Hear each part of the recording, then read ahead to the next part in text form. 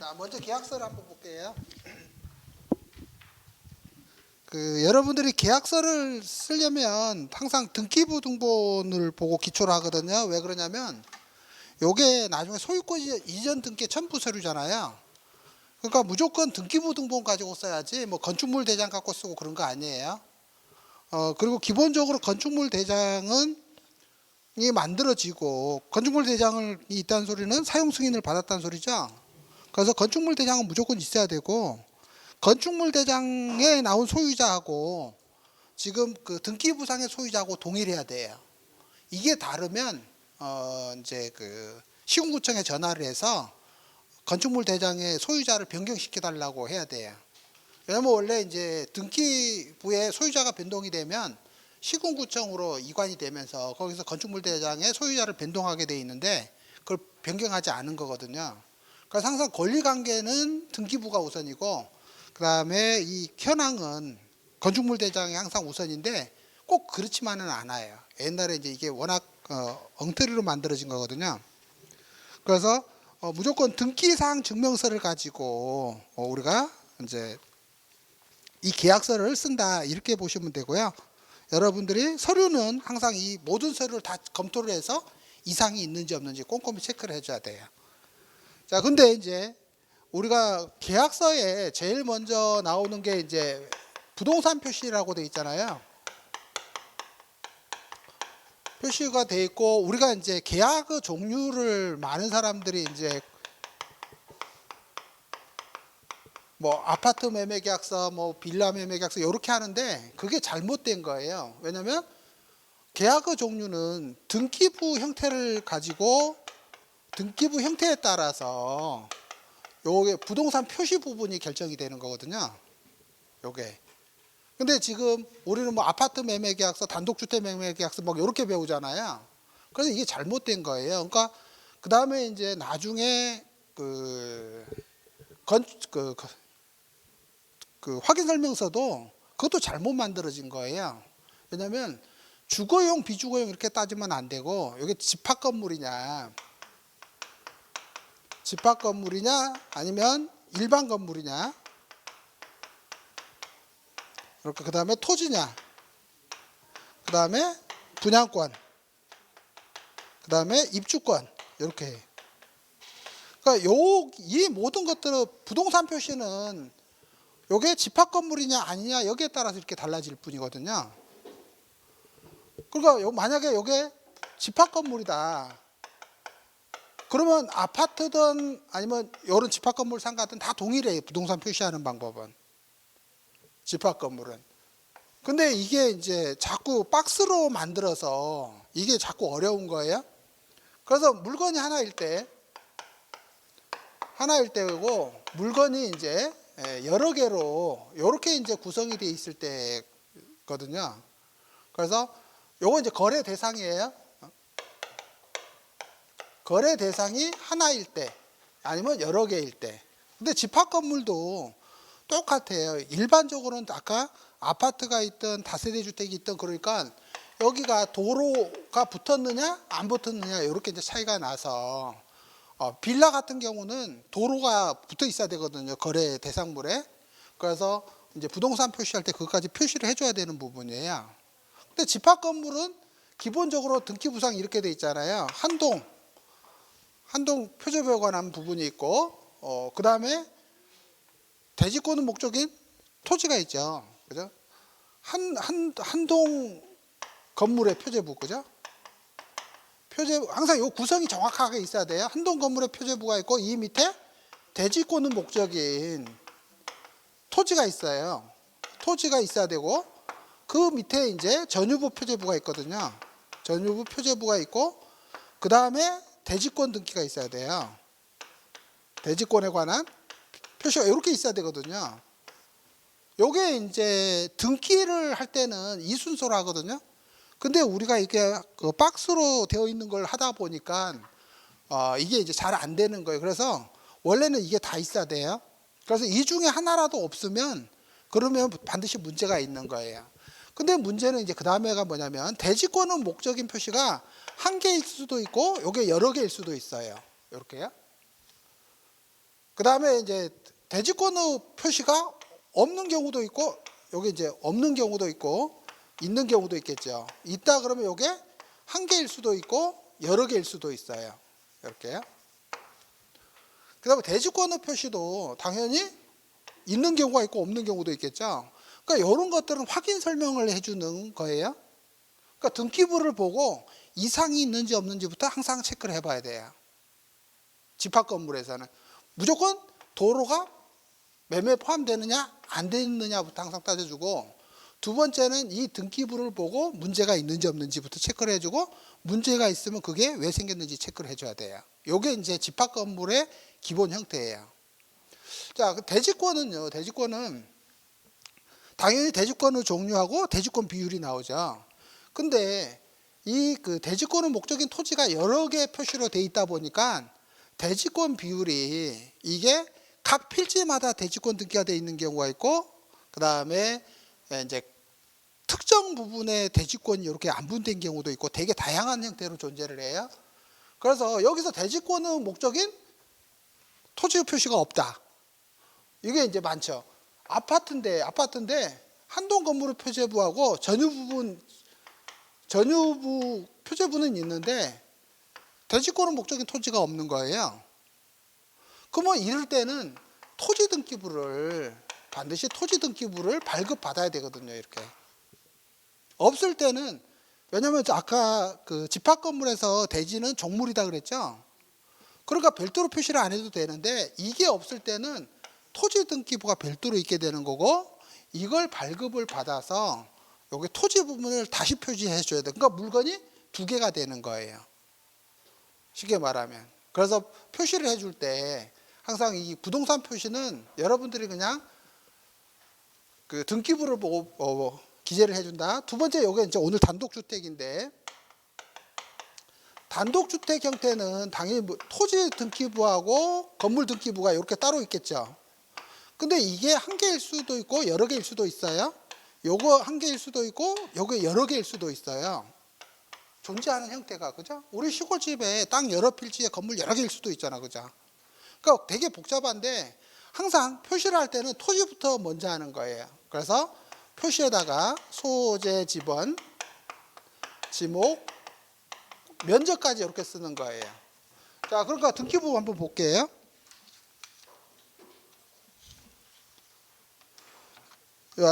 여기 그 조종면 상판리에 있는 거야. 여기서 표제부를 그대로 옮겨 쓰는 거예요. 표제부. 근데 쓰기는 먼저 뭐부터 쓰냐면 토지부터 쓰는 거예요. 항상 기본적으로요. 그래서 등기부가 있을 때는 앞에다가 번호를 붙여요. 등기부가 있을 때는. 없을 때는 안 붙여요. 붙이면 안 돼요. 그러니까 아까 집합 건물은 소재, 지번, 동호수까지 쓰고요. 그죠?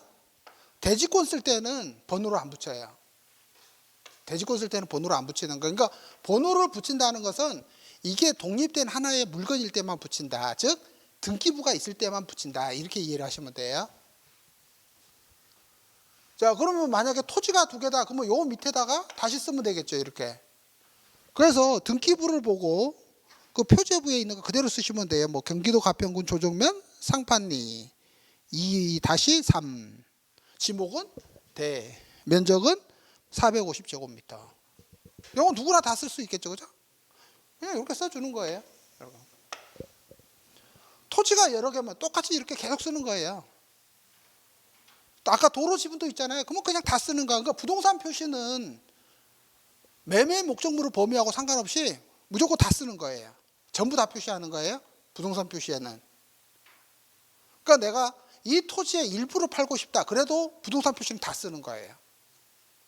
왜냐하면 이 건물이 매매 대상이다라는 것을 특정해 주는 거거든요.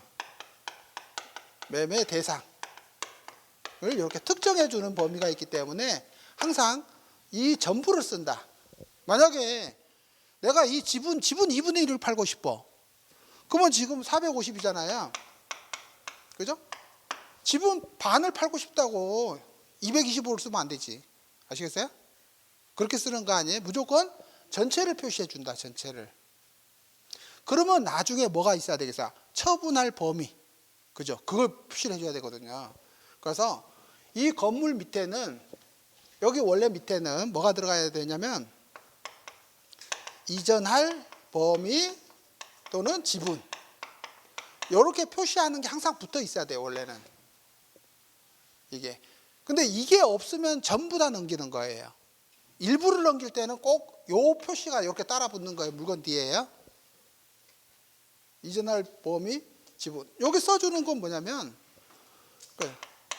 갑구 2번, 소유자 뭐 김멀순, 지분 전부, 이렇게 써주거든요. 근데 이걸 두 개를 써야 될 때도 있어. 여기를 두 개를 써야 될 때도 있어. 그 이야기는 뭐냐면, 그거 설명해 드릴게요. 여러분들이 등기부를 볼 때 조심해야 될 게 이거예요. 이 땅이 처음에 A라는 사람 소유였어요. A라는 사람 소유였다가 A가 자기 지분 B한테 2분의 1을 증여로 줬어, 배우자한테. 그러면은 A가 지분 2분의 1을 갖고 이 사람이 지분 2분의 1을 갖게 되겠죠. 그러면 이 사람은 지분의 2분의 1을 취득할 때 당연히 등기 필증이 있어요, 없어요? 등기 필증이 있다는 걸 알아야 돼요. 아, 요거 등기 필증이 있구나. 그죠? 요 사람도 당연히 등기 필증이 있겠죠. 자, 두 번째, A가 돌아가시면서 다시 B한테 3분의 1을 상속을 하고, 그 다음에 C한테 3분의 1을 상속하고, D한테 3분의 1을 이렇게 상속을 했다. 이런 상태에서 이 사람들이 이 지분을 전부 다 갑이라는 사람한테 매도를 한다, 이렇게 보면 돼요. 이렇게 매도한다 그러면은 당연히 일반적으로 얘도 등기 필증이 있겠죠. 얘도 있겠죠. 그러니까 B는 요건 뭐예요? 증여로 인한 거고, 그죠? 요거는 이렇게 상속으로 또 일어났잖아요. 그죠? 그래서 등기 권리증이 두 개가 있어야 돼, 이렇게. 그래서 여기 이전할 범위를 써줄 때 갑 2번, 그 다음에 갑구, 요게 2번이고 요게 3번이다 그러면은 3번 김말순 지분 뭐예요? 요 지분의 3분의 1을 넘기는 거죠. 그래서 이렇게 이전할 범위가 두 개, 세 개 이렇게 늘어날 수도 있는 거예요. 근데 우리 계약서에는 그런 걸 쓸 수 있는 방법이 없어. 요 계약서에는. 그래서 제가 이제 우리나라 이제 부동산 계약서가 되게 잘못돼 있다라고 해서 제가 이제 계약서 작성 프로그램을 이제 만들어 놓은 게 있어요. 근데 그건 이렇게 표시할 수가 있고, 그것도 좀 부족해서 이번에 다시 이제 만들려고 하는 게 이제 계약서 작성 마법사라는 걸 만들려고 하는데 돈이 없어서 못 만들고 있어요. 그러니까 이런 표시가 다 가능하도록 돼야 되거든요. 그러니까 이전할 범위도 이렇게 두 개로 이렇게 표시해 줘야 된다는 이 소리죠. 이 상황일 때는. 아시겠죠? 그러니까 이런 표시가 없다 그러면 전부 다 넘기는 거다. 부분을 넘길 때는 반드시 이전할 범위 이걸 써줘야 된다. 이거 항상 이것만 이해를 하시면 돼요. 자, 그 다음에 이제 요 건물은 두 번째 이제 건물이죠. 건물은 위에하고 주소가 동일하잖아요. 동일하니까 주소를 써줘도 되고 그냥 위지상의 건물 이렇게 해도 돼요. 위지상의 건물 이렇게 하고 등기부에 나와 있는 거, 자, 소재 지번 다음에 건물 내역 있죠. 기타 조적 구조, 그죠? 기타 조적 구조, 경사 지붕, 그게 구조예요. 구조. 그 다음에 용도, 단독주택, 그죠? 단층, 단독주택. 그 다음에 면적, 1층. 자, 이렇게 1층으로 구성되어 있고 면적이 83.97제곱미터 이렇게 되는 거예요. 근데 이제 건물이 크다라고 하면 이런 건물 근린시설 같은 경우는 여기다가 이렇게 연면적을 이렇게 써주는 거예요. 연면적. 원래는 이 등기부에 있는 걸 그대로 써주는 거예요. 원래는 등기부에 있는 걸 그대로 써주는 거예요. 항상. 근데 그거는 우리 법무사들이 소유권 이전 등기 신청을 할 때 등기 신청서에다가 그렇게 쓰거든요. 등기 신청서에. 그래서 우리가 그냥 대충 써놔도 누가 그걸 해준다? 법무사가. 그러니까 우리가 계약서하고 원래는 등기 신청서하고 부동산의 표시가 동일해야 돼요. 요게 동일해야 되거든요. 근데 꼭 동일할 게 하지는 않지만 동일한 것으로 관주가 되면 다 받아주거든요. 근데 요게 달라버리면 안 해줘요. 요게 달라버리면 안 해주거든요. 그래서 원래 계약서에다가 부동산을 표시하는 거하고 등기 신청서하고 같아야 돼. 그 이야기는 뭐냐면 이 부동산이 지금 소유권 이전 등기 신청이 들어왔구나. 등기 공무원이 그걸 보고 알 수 있어야 돼. 그죠? 그러니까 등기부의 표제부대로 그대로 쓰는 거예요. 항상. 요거 여러분들이 나중에 경매 배우실 때 경매가는 이제 소유권 이전 등기 신청을 하는 걸 법원에다가 하거든요. 촉탁 등기 신청을 해요. 그래서 보통 이제 직접 만들어서 하는데 그럴 때 그 등기 신청서 할 때 요 등기부대로 쓰거든요. 표제부 그대로 써요. 등기 신청서에는. 그래서 여러분들 계약서도 원래는 표제부에 있는 걸 그대로 쓰는구나. 꼭 이렇게 아셔야 돼요. 자, 요게 틀리면은 이 부동산에 대한 소유권 이전 등기 신청이다 아니다 그걸 모르잖아요. 그죠? 그래서 항상 소유권 이전 등기와 관련된 거는 등기부하고 일치해야 된다. 이렇게 이해를 하시면 돼요.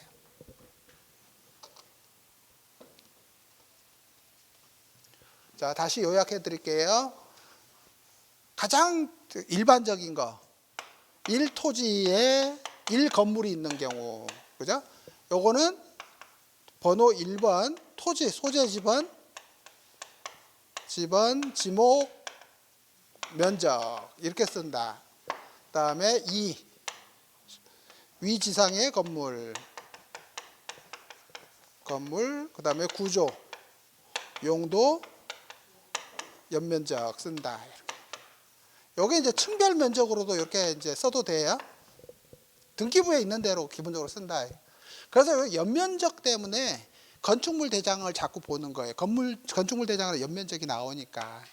그러면은 요거 이제 동일성을 인정을 이렇게 해주는 거예요. 근데 만약에 토지가 2개고 건물이 하나다. 그죠? 그러면은 여기다가 2번하고 요거 하나 더 써줘야 되겠죠? 이렇게. 그죠? 근데 요거 어디로 가야 돼요? 요건. 그래서 이게 지금 하나의 대지냐 아니냐에 따라서 써주는 게 달라요. 요게 2개가 하나의 대지로 돼 있으면 요 밑에다가 쓰는 거고요. 요게 대지는 1번만 대지고 그 대지 위에 건물이면 요게 건물을 여기다 써줘야 되고 세 번째 여기다가 토지를 이렇게 다시 이렇게 써줘야 되는 거예요. 요게 순서가 항상 정해져 있어. 그러면은 요 대지가 요게 2개가 대지권인지 아닌지 어떻게 알아요? 요 2개가 대지인지 별개 필지인지 어떻게 알아요? 이거 건축물 대장을 봐야 돼. 항상 그래서 건축물 대장을 봐야지 이 건물의 대지가 몇 개인지를 알 수가 있는 거예요. 아시겠죠? 건축물 대장에 대지 표시가 돼 있어요. 대지 표시가. 한 필지만 나와 있고 몇 필지에 몇 필지 이렇게 나와 있을 수가 있거든요. 그렇지 않으면 요게 별개 필지다 그러면 요렇게 써줘야 되는 거예요. 요렇게. 그래서 요거는 당연히 뭐가 되는 거예요. 단독주택이니까 하나의 물건으로 보는 거죠. 요건 하나의 물건으로 보고 요거 별개의 물건으로 이렇게 본단 말이에요. 그러니까 우리가 단독주택은 토지 건물을 하나의 물건으로 주로 봐요. 그 다음에 집합 건물도 하나의 물건으로 동일시하거든요. 그래서 물건이 달라질 때는 번호를 이렇게 띄워서 이렇게 표시해줘야 돼요. 요게 옆에 다시 도로 지분이 있다. 도로 지분이 있다 그러면 등기가 있으니까 이렇게 하고 도로죠. 소재 지번, 지목, 면적 똑같이 그대로 써주는 거거든요. 근데 나중에 도로는 거의 다 지분 형태로 돼 있잖아요. 그러니까 항상 이 밑에 이전할 범위가 항상 이렇게 따라다녀야 돼. 기본적으로는 이렇게 물건마다 항상 이전할 범위, 이전할 지분 이게 항상 따라다녀야 되는데 우리나라 계약서에 그렇게 된 게 없어요. 그러다 보니까 계약서 쓰기가 어려운 거야. 아시겠죠? 그래서 지금은 요 지분이 없다 보니까 요걸 어디다 써? 요거를 특약에다가 밑에 여백에다가 자꾸 쓴단 말이에요. 몇 번 토지, 지분 몇 이전 이렇게 표시해 주거든요. 그래서 이 부분이 실제로 이제 바뀌어야 될 부분이에요. 그러니까 여러분들이 아직 계약서를 한 번도 안 써봤기 때문에 혼동이 될 수 있는데, 가장 기본은 자 이렇게 하나하나 있을 때 요거는 뭐 근데 요 단독주택 매매계약서 보면 제일 위에 소재지에다가 자 써보겠습니다. 항상 무슨 등기부? 토지 등기부로 우선. 그죠? 항상 토지 등기부를 우선해서 쓰는 거예요. 뒷장에 있는 거예요. 거기다가 소재 지번, 지목, 면적까지 쓰시면 돼요. 근데 이걸 다 넘길 거니까 이전할 범위가 필요 없죠?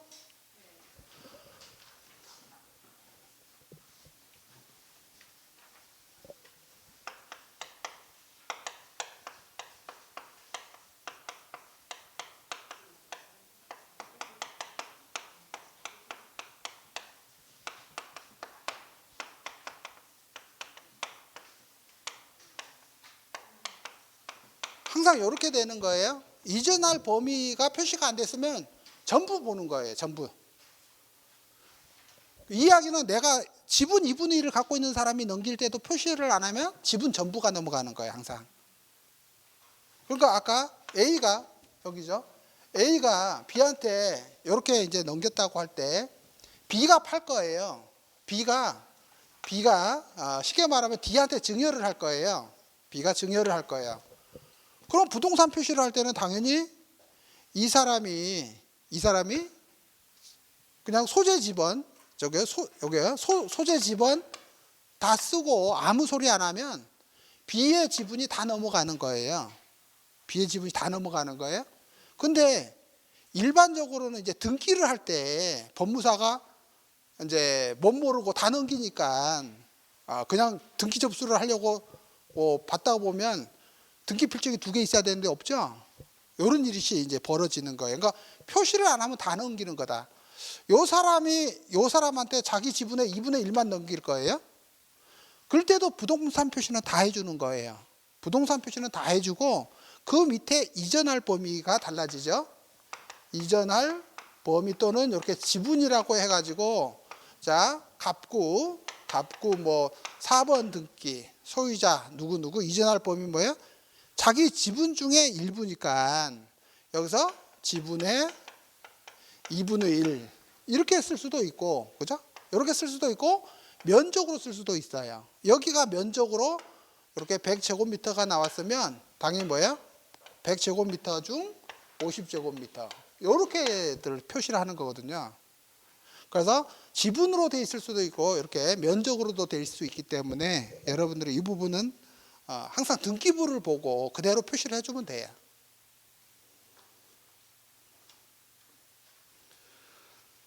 자, 썼고 그 다음에 이제 그 토지 지목은 여기서 이렇게 따로따로 돼 있잖아요. 그래서 이제 요게 사람들이 자꾸 혼동하는 거예요. 이렇게 이제 지목하고 면적은 주소 옆에 바로 항상 붙는 거예요. 자, 건물. 자, 요거는 당연히 뭐예요? 이 지상의 건물이겠죠? 그죠? 요건 이 지상의 건물이라는 거예요. 자, 그래서 구조는 보니까 아까 건물 등기부 등본요? 이거 보고 그대로 써주셔야 돼요. 기타 조적 구조. 가로는 안 써줘도 돼요. 근데 정확하게는 가로까지 다 써줘야 되고, 그 다음에 구조하고 지붕 구조도 되게 중요하거든요. 지붕이 다르면 다른 건물로 보거든요. 그래서 원래는 경사 지붕까지 이렇게 써주는 거예요. 왜 등기 신청할 때는 이것까지 다 써줘야 돼요. 정확하게. 그래야지 이제 동일한 물건으로 보니까. 그 다음에 용도는 단층, 단독주택. 이렇게 하는 거예요. 단독주택. 그 다음에 가로치고 1층으로 만들어졌다는 거거든요.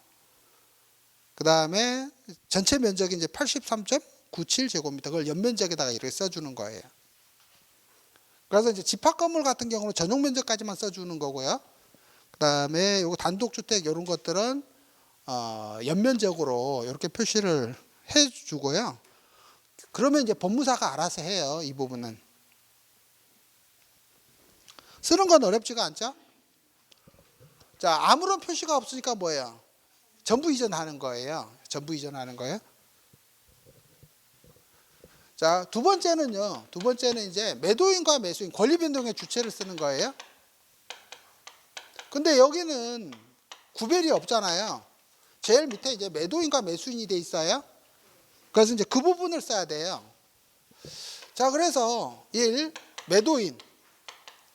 매도인은 등기부에 나와 있으니까 등기부에 있는 걸 그대로 쓰는 거예요.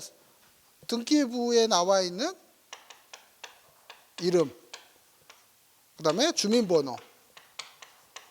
자, 주민번호를 써야 되니까 등기부 뛸 때 주민번호 나오게 띄어야 되죠. 큰일 나요. 항상 주민번호 나와야 돼요.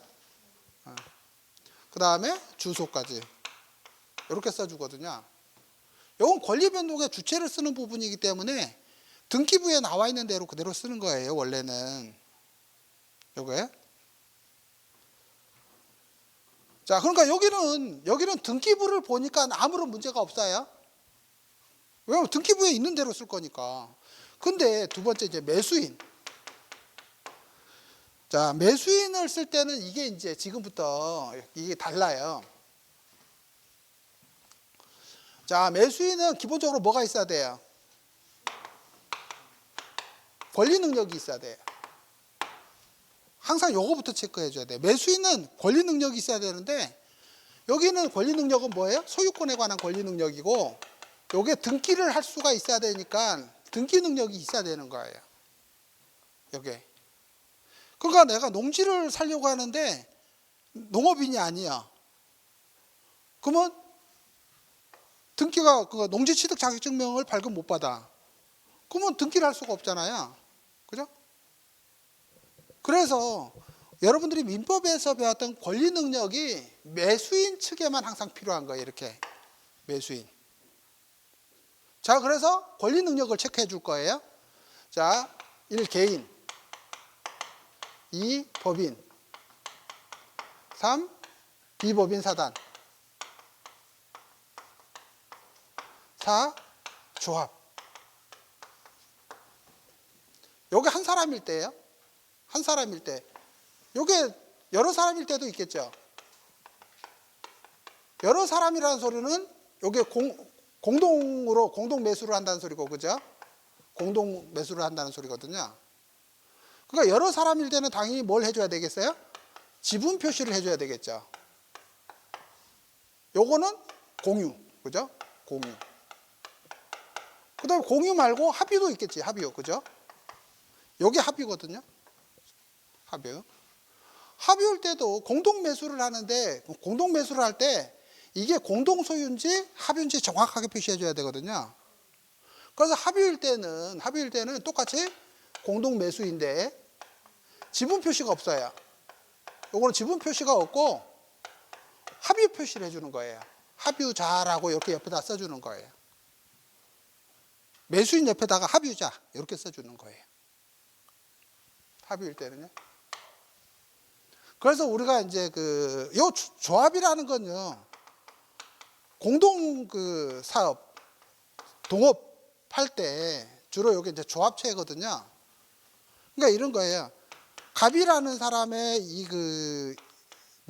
토지를 A, B가 어떤 공동 사업을 하기 위해서 취득하는 거예요. 그렇죠?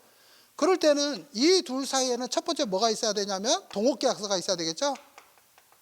그죠? 이렇게 동업계약서가 이렇게 있어야 되는 거예요. 그죠? 이 동업계약에 의해서 이게 합의자가 되는 거니까. 그렇지 않으면 이게 공유가 되거든. 그래서 공유가 아니고 합의 관계로 하기 위해서는 여기다가 A를 쓰고 다 쓰고 나서 대등에 합의자 이렇게 표시를 해주는 거예요. B도 합의자. 그러면 이 사람은 지분이 없잖아요, 그죠? 그래서 민법에 이제 합의에 관한 규정하고 민법에 이제 조합에 관한 규정들이 여기 이제 적용되는 거예요. 요 계약서에 적용되는 법리요. 요 적용되는 법리가 여기 공동소유 중에 합유관계에 관한 부분하고, 두 번째 그 계약법에서 조합계약이요. 조합계약에 관한 내용들이 이제 이 그 법규에 적용되는 거예요. 요 사람들 사이에는 이 관계가. 근데 이게 아까처럼 뭐예요? 임의 규정일 때는 그걸 다 바꿀 수가 있어요. 그래서 여러분들이 기본적으로 민법을 다 알고 있어야만이 그 규정들의 적용을 배제하고 합의자와 요 둘 사이의 관계, 청산 관계, 또 배분 관계, 채권 채무 관계 이런 것들을 다 바꿀 수가 있는 거예요. 여기서.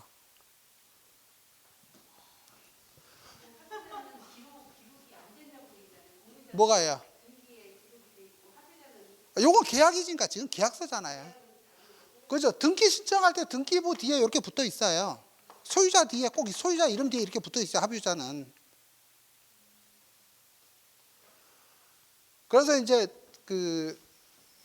요거 매수인의 권리 관계를 볼게요. 자, 이 개인은 당연히 뭐예요? 내국인이 있고 외국인이 있겠죠. 그죠? 이렇게 있을 거고, 내국인은 당연히 뭐예요? 태아 등기 능력이 있어요, 없어요? 없죠. 그러니까는 아마 유아부터 해가지고, 그러니까 죽기 전까지, 성인까지요, 그죠? 근데 이 사람들이 의사 능력이 있느냐, 행위 능력이 있느냐 그런 거 안 따져, 그죠? 권리 능력은 생존해서 사망할 때까지 있으니까. 근데 이 사람들이 이제 그러니까 권리 능력은요, 이 사람 이름으로 등기가 되느냐 안 되느냐 그것만 따지는 거예요. 그러니까 의사 능력이 있느냐 없느냐는 나중에 계약자, 법률행위자 측에 가서 이제 누가 계약을 하느냐에 따라서 달라지는 거예요. 그러니까 이걸 구별을 잘 해야 돼요. 나중에 이게 계약자가 올 때는 당연히 얘는 누가 와야 돼요? 법정 대리인이 와야 되잖아. 그죠? 이렇게. 법정 대리인이 계약을 해야 되니까. 그죠? 이렇게. 그 다음에 성년 중에서 만약에 이 사람이 제한 능력자다. 그러면 당연히 누가 와야 돼요? 그죠? 후견인이 와서 계약을 해야 되는 이런 것들이 있는 거예요. 그러니까 요 사람들은 그 대신에 뭐가 있어야 돼요? 요것들을 자격을 증명하는 서류, 그죠? 자격 증명 서류가 반드시 있어야 되고 공인중개사가 이걸 확인해 주는 거거든요. 그 다음에 만약에 이 사람이 되게 바빠, 그죠? 그러면 바쁘니까는 임의 대리인이죠, 그죠? 임의 대리인한테 대리권을 수여해서 이 사람이 계약을 할 수 있겠죠? 그러면 이 사람도 당연히 뭐예요? 위임장하고 그 위임장이 맞다라는 인감증명서 첨부해서 이 자격을 증명하는 서류를 나중에 계약서에다가 이렇게 첨부해 줘야 되거든요. 그러니까 매도인 매수인 쓰는 난하고 우리가 계약자 쓰는 난이 항상 구별되어 있어야 되는구나. 계약서가 이렇게 돼 있어야 되는데 한 장짜리를 보면 전부 다 이렇게 매도인 매수인 이렇게 돼 있단 말이에요. 기본적으로. 그래서 요게 이제 본인이 나올 때는, 그죠? 본인이 나올 때는 당연히 여기에요. 뭐예요? 본인이 계약을 하니까 한 장짜리라도 되잖아요. 그죠?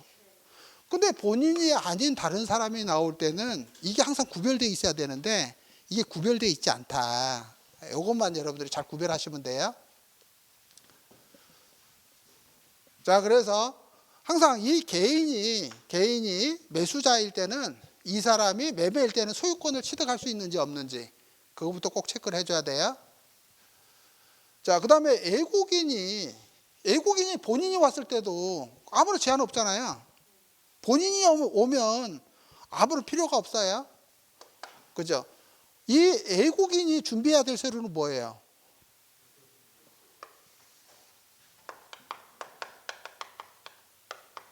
자, 이렇게 하는 거예요. 본인이 왔을 때는요, 그냥 자기가 오면 돼. 못 갖고 자기 신분증하고 도장하고 계약금 갖고 오면 돼. 아시겠어요? 아무런 제한이 없어. 근데 우리는 뭘 해줘야 돼요? 이 사람이 권리 능력이 있는지 없는지 요거 체크해 줘야 되죠. 그래서 토지거래 허가구역일 때는 허가를 받아야지 되는 거고, 그죠? 그 다음에 취득할 수가 없는 물건들은 안 되는 거거든요. 그래서 그 관련 법령에 의해서, 그 관련 법령이라는 거 저 물건이에요.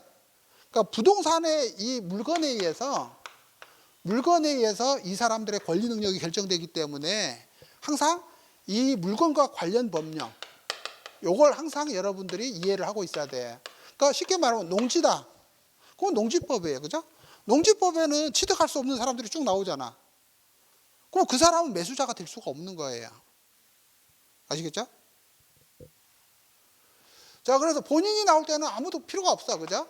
본인 신분증 이런 거 갖고 오면 돼. 근데 본인이 안 오니까 누가 와야? 대리인이 온단 말이에요. 대리인이 와. 그러면 본인이 외국인이 외국에 있을 때도 있고 한국에 있을 때도 있잖아요. 그죠? 쉽게 말하면 이렇게. 그죠? 근데 대리인이 왔다 이거예요. 우리나라 사람도 외국에 있다가 요 사람이 외국에 있어요. 외국에 있는데 이렇게 한국에 있는 가족을 대리인으로 이렇게 선임을 해. 그러면 제일 중요한 게 뭐예요? 얘가 얘한테 대리권을 줬다는 대리권 수여. 이걸 증명하는 서류가 필요한 거죠. 그죠? 다른 게 필요한 거 아니에요. 대리권을 수여했다는 서류가 필요한 거야.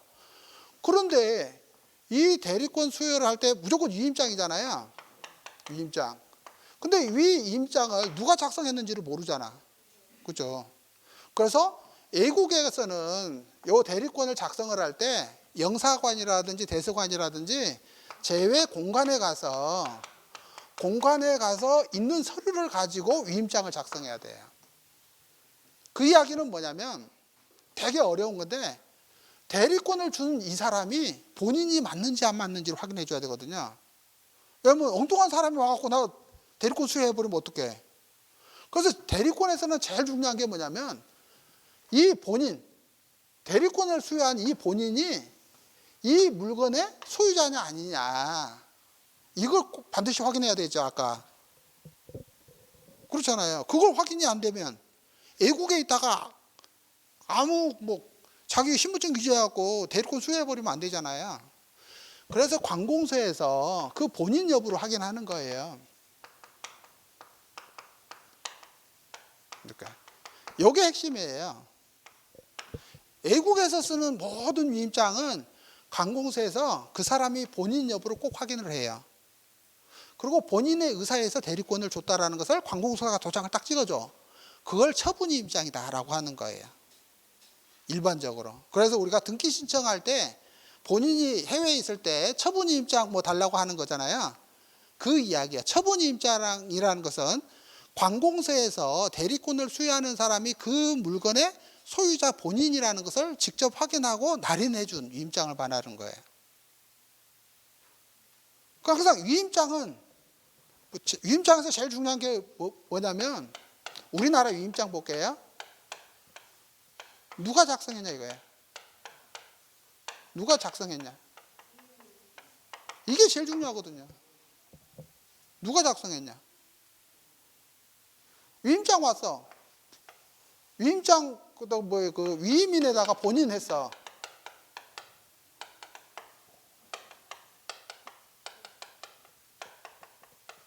이렇게 돼 있단 말이에요. 그럼 이 사람이 진짜 이거 썼을까? 이게 제일 중요하잖아. 모든 문서는요, 본인이 직접 썼냐 안 썼냐가 제일 중요해. 여기다 인감도장 찍어봐야 인감도장 훔쳐다가 찍으면 되는 거고, 요즘에 똑같이 전자기계로 똑같이 파잖아요. 그거 다 찍는 거예요.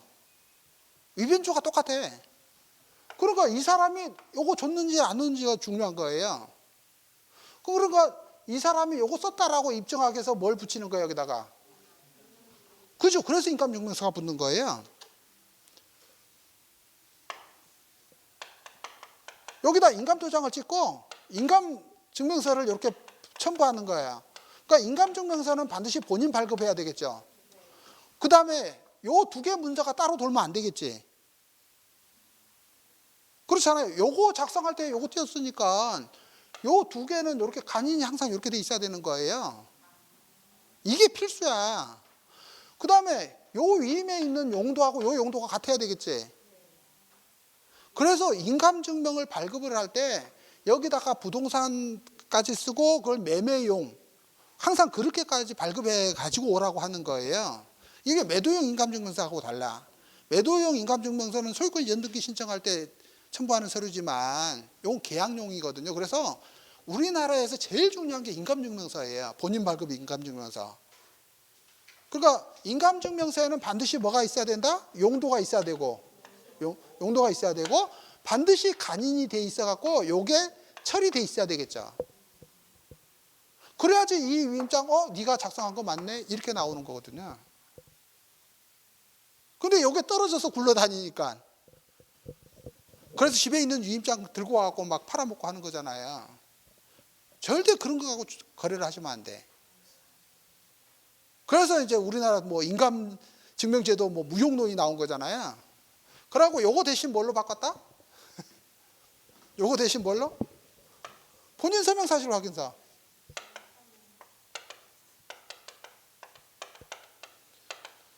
요거 본 적 없죠? 본인 서명 사실 확인서는요, 위임장하고 거의 비슷해요. 그래서 요 안에 내용을 자세하게 쓰도록 돼 있어.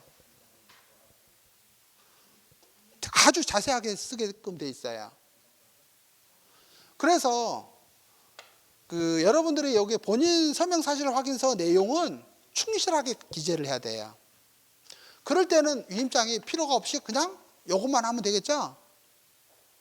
그죠? 요 안에 위임 내용 다 들어있으니까.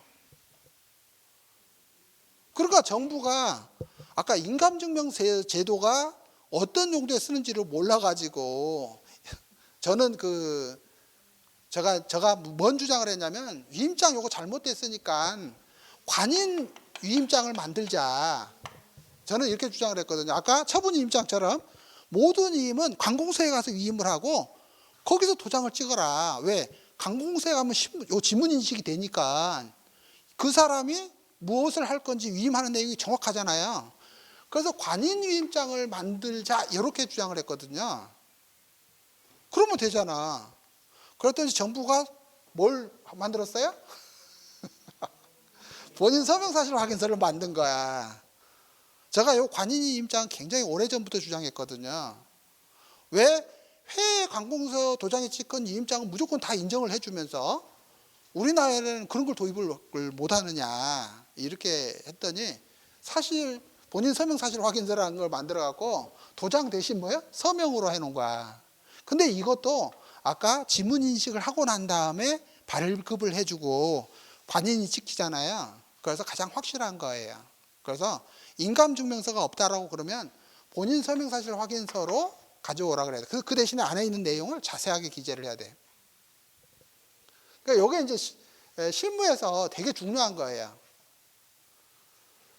자, 그래서 이렇게 해외 공간에서 오는 것들은 실무는 이런 거예요. 이게 이제 발급 받아가지고 등기 우편으로 보내고 그러면 시간이 오래 걸리거든요.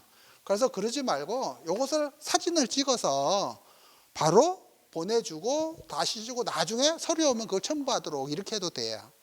항상 왜냐하면 위임장 대리권 수여 여부 확인해야 되잖아요. 요식행위 아니죠. 요식행위 아니니까 대리권 수여를 했다는 것만 확인하면 되죠. 그래서 카톡이라든지 문자로 대리권을 누구한테 수여했다라는 거 보내주세요 이렇게 하는 거거든요. 그러면 당연히 본인이 상대방하고 그 다음에 누구의 공인중개사한테 문자로 보내잖아요. 근데 얘가 본인인지 아닌지 모르잖아. 얘 전화. 그래서 이 전화번호가 본인 전화인지 아니지 요거 이제 확인하는 절차를 거치거든요. 기본적으로. 이게 되게 어려워. 그러니까 부동산이라는 것은 본인이 오면 되게 간단해요. 그죠? 아까 인감증명서만 딱 확인하면 돼. 그죠? 근데 만약에 대리인이 왔다 그러면 이 대리권 수여 여부를 확인하기가 되게 어려워지거든요. 그래서 대리권을 수여할 때는 아까 본인 서명 사실 확인서를 작성해서 줘라. 항상 이렇게 이야기를 하면 돼요. 그 다음에 이제 또 하나가 뭐냐면 여러분들이 이제 대리 행위를 배울 때 대리권의 소멸 사유가 있잖아요. 자, 대리권을 수여를 했어. 그러면은 요거는 대리권을 준 법률 행위가 종료되면 대리권이 소멸하잖아요. 이래서 문제예요. 대리권 수여를 우리가 이제 포괄 대리권으로 이렇게 이제 만들어서 수여를 하면 되거든요. 그러니까 기간이요. 1월 1일부터 만약에 12월 31일까지 이렇게 포괄적으로도 줄 수가 있거든요. 대리권이라는 것을. 그래서 나중에 여러분들이 이렇게 대리인이 왔을 때는 항상 본인한테 체크를 해야 돼요. 본인이 대리권을 수여를 했느냐 안 했느냐. 자, 본인이 왔고 대리인이 왔다. 그러면 계약서는 어떻게 써야 돼요? 여기는 매도인의 대리인 따로따로 써줘야 되죠. 서명 날인 안 해요. 여기는만 서명 날인 하는 거예요. 왜? 계약을 한 사람은 얘니까. 얘가 법률행위를 한 사람이니까. 그죠? 이렇게. 자, 그래서 그 매도인이고, 매도인이 2명이다 그러면 이걸 계속 늘려야 되잖아요. 그럼 여러 명인데 여기다가 못 쓴다 그러면 여기다가 별지 첨부해가지고 별지로 쭉 만들어서 붙이면 돼요. 아까 매매 목록도 마찬가지예요. 물건이 여러 개일 때 여기 못 쓰잖아요. 그러면 별지 매매 목록 첨부 이렇게 해서 아까 저렇게 만들어서 붙이면 돼요. 자, 개인. 자, 법인. 법인. 자, 매수자가 법인일 때는요, 똑같이 뭐예요? 권리 능력이 있어야 돼. 자, 법인은 항상 따라다니는 게 뭐예요? 대표이사잖아요, 대표이사. 그죠? 대표이사, 이 사람이 항상 같이 써주는 거예요, 법인은. 법인에는 항상 법인명 써주고 밑에 대표이사까지 이렇게 같이 써주는 거예요. 요건 대리인이 아니에요. 대리인이 올 때는 요거 쓰고 대리인 다시 써야 돼요. 쉽게 말하면. 요렇게까지 써주는데 이 법인은 권리 능력을 갖춰야 되잖아요. 권리 능력은 법인은 법률 또는 정관으로 정한 범위 내에서 권리 능력을 갖게 되죠. 그러니까 항상 뭐가 필요해? 정관. 항상 정관.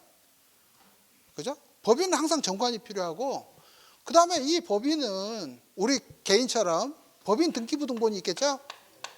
법인 등기부등본. 요게 항상 필수예요. 그래서 정관에서 목적을 봐야 되고, 그 다음에 이 사람들이 취득하기 위한 취득 절차 이런 것들이 있단 말이에요. 의결 절차. 이런 절차들이 있을 때는 그 절차를 경과를 한 그 서류가 있어야 돼. 절차. 뭐냐면 이사회 의결을 거치든지 아니면 뭐 총회 의결을 거치든지 요런, 왜냐면 어떤 모든 것을 취득을 할 때, 처분할 때 이런 절차를 거치도록 돼 있으면 이 절차를 반드시 거쳤다라는 그 서류가 준비돼야 되거든요. 그러니까 이런 거 옛날에 홍천에서 주유소를 요게 뭐 저축은행이 갖고 있는 거예요. 저축은행을 갖고 있는데 이걸 산림조합이 살 거거든요.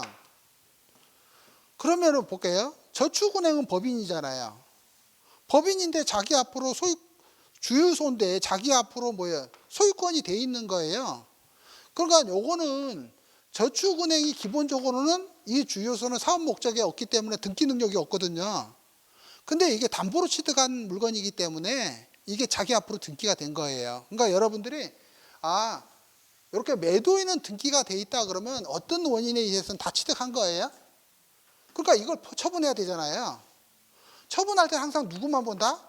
이 사람이 그걸 취득할 수 있는지 없는지 봐야 돼. 그죠? 그래서 산림조합은 당연히 주유소를 취득할 수 있는지 없는지 체크해 줘야 되죠.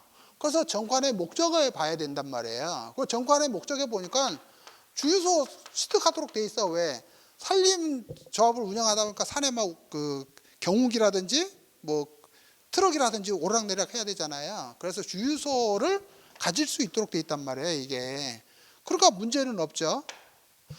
자, 두 번째는 이 산림조합이 이사장 마음대로 취득하면 어떻게 해요? 대표가 이사장이 지 마음대로 취득하면 자기 친인척들 비싸게 주고 다 그냥 사버릴 거 아니에요, 그죠? 그래서 조합 나중에 망하면 끝이니까. 그러니까는 그런 것을 방지하기 위해서 어떤 부동산을 취득할 때는 반드시 뭐예요? 이사의 의결을 이렇게 거치도록 돼 있겠죠. 그리고 의결 조건은 전원 일치. 이렇게 제한이 붙어 있는 거예요. 이렇게 정관에. 그러니까 당연히 이쪽에서 뭐라 그래요? 니네들 의결서 갖고 와, 그죠? 의결서. 자, 의결서에 전원 일치니까 이사 명부가 첨부돼야 되죠. 그죠? 그 다음에 이 이사들이 참석했다라는 거. 참석을 증명해야 되잖아요. 그렇잖아. 이사의 명부, 우리나라는 뭐 다 개판으로 만들잖아. 그러면 안 되는 거예요. 명부가 있으면요. 명부에 서명 날인하잖아요. 그죠? 참석했다고. 이것만 있으면 안 돼. 자기가 참석을 증명하는 그게 다 붙어 있어야 되거든요. 이게 뭐예요? 당연히 이게. 인감증명서거든. 이게 인감증명서. 본인 발급 인감증명서가 첨부돼 있어야 그래야지 이 서명 내가 직접 한 거다 이렇게 되는 거죠. 여기까지 갖춰져 있어야만이 이 사람들이 그 다음에 협상을 하거든요. 이 서류가 갖춰지지 않은 상태에서 협상을 하면 계약 깨져도 뭐 할 말 없는 거잖아. 쓸데없는 일 한 거잖아요. 그러니까 항상 매도인들은 매수인들이 자격 요건을 다 갖춘 걸 확인하고 그 다음에 협상을 하는 거예요. 자, 그래서 이게 정관이 그렇게 중요한 거고요. 당연히 이 법인 앞으로 등기를 할 거잖아요. 그죠? 그래서 법인 등기부 등본이 필요한 거예요. 법인 앞으로 할 거니까. 그 다음에 당연히 도장은 뭐예요? 법인 인감 쓸 거잖아요. 그죠? 법인 인감 쓸 거니까 법인 인감을 가져와야 되고, 그 다음에 이 법인 인감이 당연히 이 법인 인감이라는 걸 증명하기 위해서 법인 인감 증명서가 필요하겠죠? 이렇게요. 그 다음에 법인 등기부에는 당연히 뭐예요? 대표이사가 등기가 되어 있겠죠. 그죠? 그러니까 지금 계약은 누가 나와서 하는 거예요? 대표이사가 나와서 하는 거죠? 이 사람하고 동일 인물을 확인해 줘야 되겠죠? 그죠? 그래서 이 사람의 신분증이라든지 이런 게 필요하고, 그 다음에 법인은 이제 금전 거래 내역이 명확해야 되니까 여기 법인의 무슨 뭐 계좌가 법인 통장이 있어야 무조건 법인 이제 통장이 이렇게 이제 반드시 있어야 되는 거예요. 자, 그러니까 이 대표이사는 여기에 있는 대표이사하고 일치해야 되는 거예요. 그래서 법인하고 계약을 할 때는 무조건 이 서류가 필수 서류구나 이렇게 이해를 하시면 돼요. 그 다음에 이 사람이 만약에 대리인으로 직원이 나왔다, 대리인이 나왔다, 그죠? 그러면 당연히 뭐 여기 추가되는 게 위임장이죠, 그죠? 위임장. 위임장이 아까 법인 인감증명서 붙어야 되죠? 인감증명서 붙어야 되고, 인감에는 법인 인감도장 찍혀야 되고, 그죠? 대리인으로 온 사람이 올 때는 요걸 안 갖고 오거든요. 그래서 사용인감을 가져와요, 주로. 사용인감을 가지고 오게 되고, 이 사용인감이라는 걸 증명하는 사용인감계. 사용인감계라는 걸 이렇게 붙여서 갖고 와야 돼요. 그 다음에 이제 위임인. 요 위임장에 있는 사람이 직원이 올 거죠? 직원. 이 사람이 자기 신분을 증명할 수 있는 신분증. 이렇게 갖고 오는 거예요. 그리고 날인할 때는 요 사용인감으로 날인을 하는 거거든요. 그러니까 법인과 거래를 할 때는 항상 매수자 쪽만 이렇게 체크를 해야 돼. 임차인 쪽.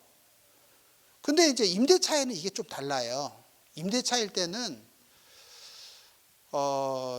법인은 개인과는 별개의 인격체잖아요. 그래서 반드시 대표이사하고 연대 책임을 지도록 항상 해놔야 돼요. 임대차에서는. 임대차에서는 무조건 법인하고 대표이사하고 연대 책임지도록 묶어놔야 돼요. 그걸 안 묶어놓으면 법인은 재산이 하나도 없잖아요. 그죠? 그래서 아무것도 못 해요. 그래서 반드시 법인이 임차인일 때는 법인하고 대표이사하고 연대 책임요. 그 다음에 이제 법인이 임대인일 때는 계약 안 하시는 게 좋아요. 임대차는. 법인이 임대인일 때는. 그러니까 선순위일 때는 해도 돼요. 후순위일 때는 절대 하면 안 돼요. 법인하고는. 왜 그러냐면 법인이 이제 임대인이잖아요. 얘가 임대인이면 내가 후순위로 들어갔잖아. 그러면 이 법인의 채무가 어떻게 될지를 모르니까 후순위는 나중에 한 푼도 배당을 못 받을 위험이 굉장히 커져요. 그래서 법인과 거래를 할 때는 절대적으로 선순위일 때만 하고 후순위일 때 절대 하시면 안 돼요.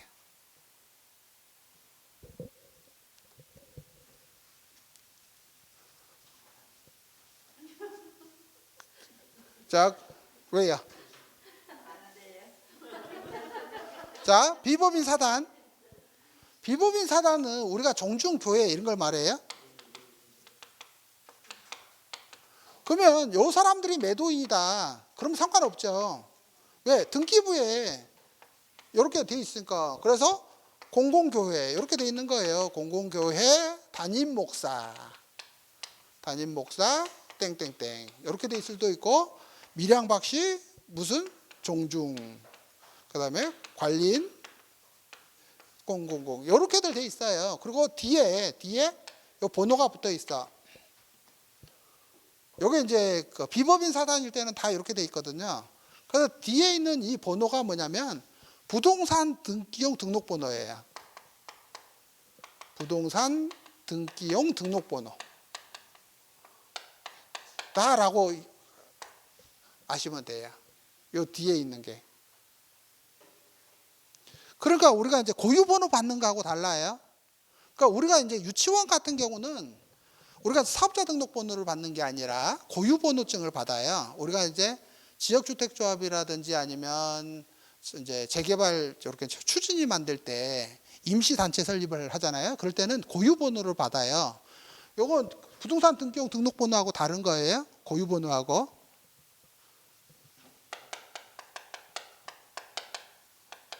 요거 이제 다른 거예요. 자, 그러면 다시 역으로 생각을 해볼까요? 요거 이제 매수인이야. 매수인이에요. 자, 매수인이 부동산을 취득하게 되려면 이거부터 확보해야 된다는 소리죠? 그죠? 요거거든요. 그래서 옛날의 법은 사회단체 등 그 설립에 관한 법률이고, 요즘은 비법인 그 단체 지원에 관한 법이에요. 그래서 시군구청에다가 사회단체 등록부터 해야 돼요. 시군구청에 사회단체 등으로 이렇게 등록을 먼저 신청해서 등록부터 해야 돼요. 그럼 요건 사회단체 등록번호에, 요건 사회단체 등록번호, 아까 저 고유번호라든지 그런 거예요. 요걸 받은 다음에 부동산 등기용 등록번호 부여 신청을 해야 돼요. 부동산 등기용 등록번호 부여 신청. 부여 신청을 해서 부동산 등기용 등록번호를 부여받는 거예요. 그리고 이 번호에 대해서 증명서, 부동산 등기용 등록번호 증명서라고 하는 이 증명서가 이렇게 만들어지는 거거든요. 오케이. 그래서 비법인 사단 같은 경우는 법인격이 아니죠. 법인격이 아니라도 뭐는 있어요. 등기 능력은 인정이 되잖아요.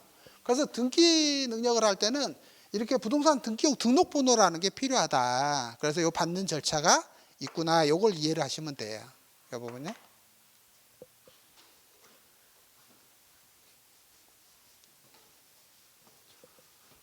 자, 그 다음에 이제 조합. 조합은요, 요게 이제 우리가 동업관계예요. 동업관계다 보니까 요거는 절대 조합명으로 못해요. 조합명으로는 절대 못하고, 조합원 전원을 써야 돼요. 조합원 전원을 쓰고 그 뒤에 합유자라고 하는 이 표시를 해주는 거예요. 그래서 조합원 전원 명의로 이렇게 등기를 하는 거예요. 전원 등기로.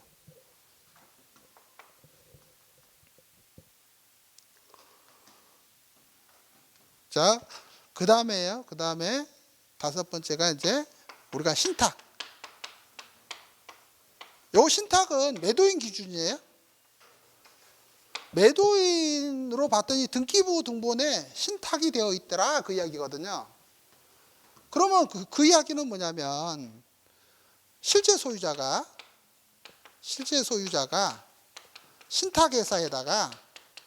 신탁회사에다가 등기 원인을 신탁으로 해서 신탁해 놨다는 소리죠. 그러니까 둘 사이에는 뭐가 있겠어요? 그렇죠. 요 신탁 계약이라는 게 있겠죠. 요 여러분들이 신탁 원부라고 하는 걸 여기를 말하는 거예요. 그래서 이 신탁 원부는 등기부의 일종이다 그랬죠. 그래서 제일 중요한 거야. 그래서 이 신탁 계약서를 반드시 확보를 하셔야 돼요. 어렵지가 않아요. 자, 신탁이다. 신탁이 되어 있더라. 다른 거 절대 따지지 말고 신탁 계약서를 확인하는 거예요. 자, 그러면 이 신탁 계약서에 따라서 누가 계약자가 되느냐가 다 달라지는 거예요. 그래서 이 신탁에는 가장 제일 많은 게 담보신탁이에요. 담보신탁. 쉽게 말하면 내가 대출을 가득 해줬어요. 은행이 대출을 가득 해줬는데 저 사람 명의로 하고 저당권 설정하고 안 갚을 때 경매 신청하고 하는 게 피곤하잖아요. 그러니까 내가 저당권을 가득 해주는데 그 대신 너는 너 앞으로 말고 신탁회사로 소유권을 옮겨놔 이렇게 하거든요. 그러니까 저당권 등기도 안 하고 재산을 신탁회사에다 그렇게 해놓은 거예요. 그러니까 등기부는 깨끗해. 근데 돈 빌려준 채무관계는 어마어마하게 있단 말이에요. 그러니까 등기부에는 안 나타나. 그러니까 담보신탁으로 돼 있으면 담보 내용을 파악해야 되죠. 그죠? 담보 내용을 파악해야 돼요. 얼마가 담보가 설정되는지 이건 안 나타나거든요. 그러니까 신탁회사에다가 담보 내용이 얼마인지를 체크해야 돼요. 자, 계약을 할 때는요. 저당권과 동일하잖아요. 그러니까 매도인은 누구냐면 실소유자예요. 실소유자예요. 그냥 요거는 매도인은 실소유자예요. 왜? 자기 거니까 매매를 할 수 있는데 요 담보가 있기 때문에 다 상환해야지 소유권 이전해 주겠죠? 그건 뭐 그래서 요걸 체크를 하는 거거든요. 다 변제해 주면 담보 해제하고 넘겨주니까. 그러니까 특약은 어떻게 하는 거예요? 특약은 잔금 때 신탁 해제하고 소유권을 환원한 다음에 매수인에게 이전하기로 한다라는 내용이지. 그죠? 왜냐면 요거 다 상환 안 하면 신탁 해지를 안 해줄 거니까. 그죠? 그러니까 매매 대금이 어디로 들어가야 돼요? 신탁회사로 들어가야 되겠죠? 그래서 이때 이 실소유자한테 돈이 절대 가면 안 돼요. 그죠? 얘 갖고 도망가면 어떡해? 우리가 저당권 가득 들어있어. 그러면 돈 누구한테 줘야 돼? 그죠? 저당권자한테 가야지. 소유자한테 주면 갖고 도망가잖아요. 그래서 깡통주택일 때는요. 절대로 소유자나 임대인한테 돈이 넘어가면 안 돼요. 중개업할 때 사고 되게 많이 나거든요. 깡통주택일 때는 절대 가면 안 돼요. 쉽게 말해서 이런 거야.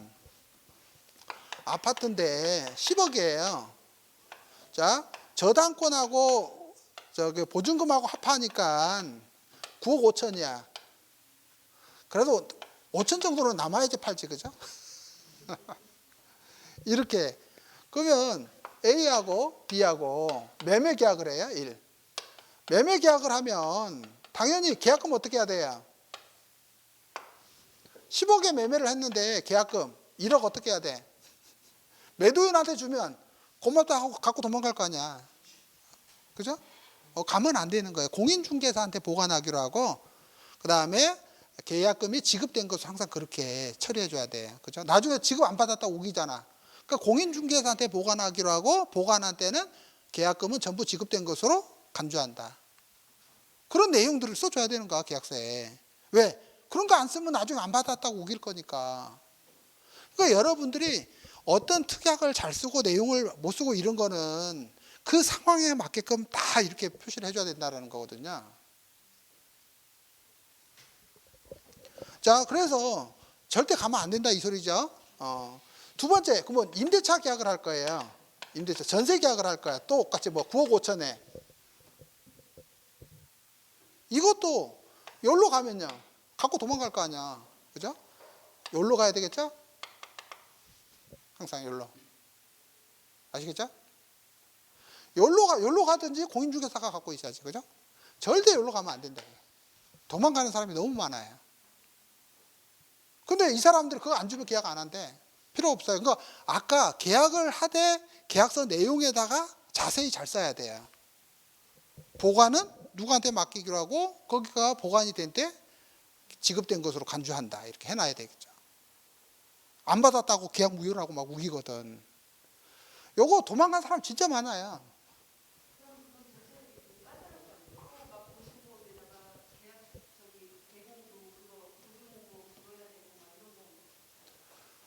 근데 공인중개사가 이런 거 무섭다고 안 하면 할 게 없어. 그죠? 그러니까 항상 사고가 안 나게끔만 잘 하시면 돼요. 사고가 안 나게끔. 사고가 안 난다는 소리는 요 사람 보증금을 얘한테 다 주고, 그죠? 자기가 입주하면 되잖아요. 그죠? 그러면 아무런 문제 없죠. 근데 만약에 이 중간에 권리 변동이 생겨버리면 얘 후순위가 되면서 큰일 나지. 그죠? 그래서 아까 등기 권리 관계 이런 거 굉장히 조심해야 되고, 그럴 때는 요거를요, 요쪽으로 뭐냐면 임차권 양도로 만드는 거예요. 임차권 양도로 해서 이 사람의 대항력이 그대로 이렇게 오게끔, 위험이 있는 거 거래를 하실 때는. 그죠? 왜냐하면 임차권 양도가 되면 대항력까지 다 넘어가잖아요. 그죠? 근데 여기는 조심해야 될 게 또 있어. 임차권 양도뿐만 아니라 뭐가 추가로 넘어가야 돼요? 보증금 반환 채권이라는 채권도 양도가 돼야 돼. 근데 그 채권이 제3자한테 대항력을 갖춰야 돼. 그래야지 완벽하게 임차권하고 보증금 반환 채권이 다 넘어가는 거예요. 그 중에 하나라도 실수를 하면, 그러면은 이 사람은 보증금을 다 날리게 돼요.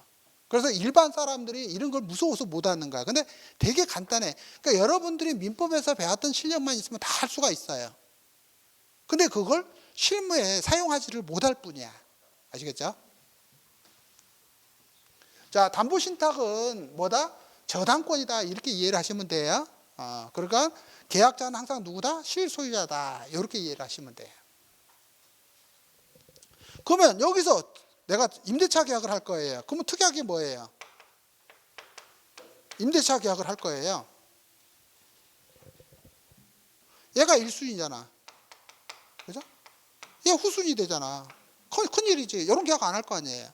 그러니까 나의 보증금에 대해서는 1순위로 보호해줘. 이렇게 하죠. 그래서 그걸 요 신탁회사가 이제 이 사람에 한해서 우선 수익권을 포기한다라는 확인서를 발행해줘요. 그러면은 이 사람이 이제 이 집에 들어가고 그 돈은 다 신탁회사로 들어가거든요. 쉽게 말해서. 그래서 우선 수익권 포기 확인서라는 게 절대적으로 필요한 거예요. 그래서 이 사람을 1순위로 만들어줘야 돼. 이거예요. 요게 담보신탁이에요.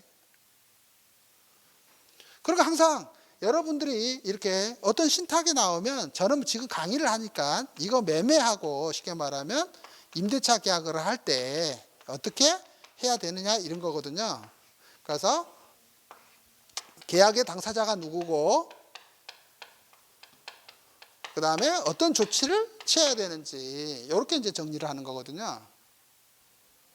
근데 담보신탁은 저당권과 같은 거니까 항상 계약자는 누구예요? 실소유자다. 실소유자다. 근데 실무에서는요, 등기부상에 실소유자가 안 나타나잖아요.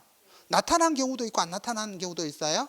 왜냐면 A가 B한테 팔았는데 이 사람이 대출을 많이 받았단 말이에요. 그래서 요게 신탁회사로 요렇게 될 때 등기가 요렇게 된 경우도 있어요. 근데 이 신탁회사로 여기서 바로 요렇게 한 경우도 있어요. 이렇게 바로 가는 경우도 있어. 요렇게 가는 게 원칙이거든요. 근데 바로 요렇게 간 경우도 있어요. 그렇기 때문에 항상 이 신탁계약서 상에 계약자를 정확하게 체크를 해줘야 돼요. 자, 아까 요게 매매일 때는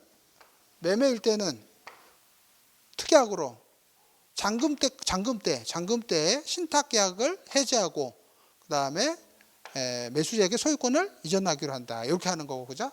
여기는 임차인을 위해서 당연히 뭐예요? 저 담보권자 신탁회사에 우선 수익자 포기 확인서 그걸 반드시 확인한 후에 이제 잔금을 치르기로 한다. 이런 내용들이 있어야 돼요. 자, 두 번째는 이제 관리 신탁이 많아요. 자, 여기는 월세 쓸 때는 관여 안 해요. 여기 담보신탁일 때는 월세 계약에서는 관여 안 해요. 신탁회사가 그냥 알아서 하세요 이렇게 하거든요. 보통은 이제 신탁자 명의로 돼 있기 때문에 실무는 신탁회사가 실소유자한테 대리권을 준 것처럼 실소유자가 대리인으로 주로 많이 계약을 해요. 이때도요. 대리인으로. 근데 매매 계약은 대리인이 아니고 아까처럼 이제 전세 계약이라든지 월세 계약은 대리인으로 많이 해요. 그럴 때는. 관리 신탁은 이 주택의 매매하고 임대차하고 다른 거예요.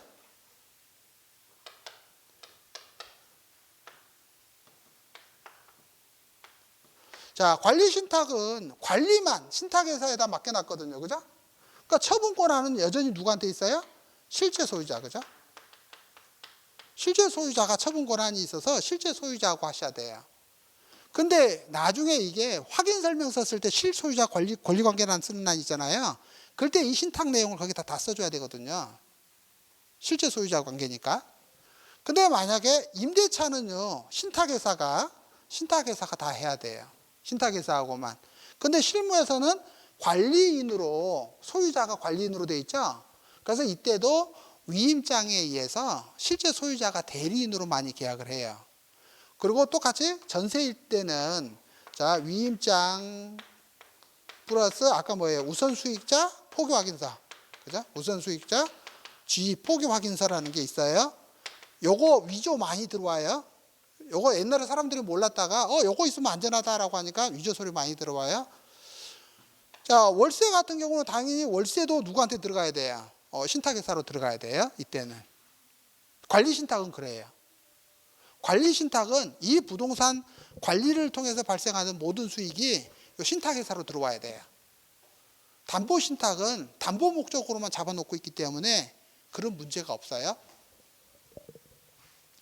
그 다음에 세 번째는 처분 신탁이 있어요. 처분 신탁. 아까 대출을 가득 해주고 가득 해줬을 때는 담보 및 처분 신탁으로 많이 잡아요. 그래서 신탁회사가 임의로 처분할 수 있도록 이렇게 돼 있어요.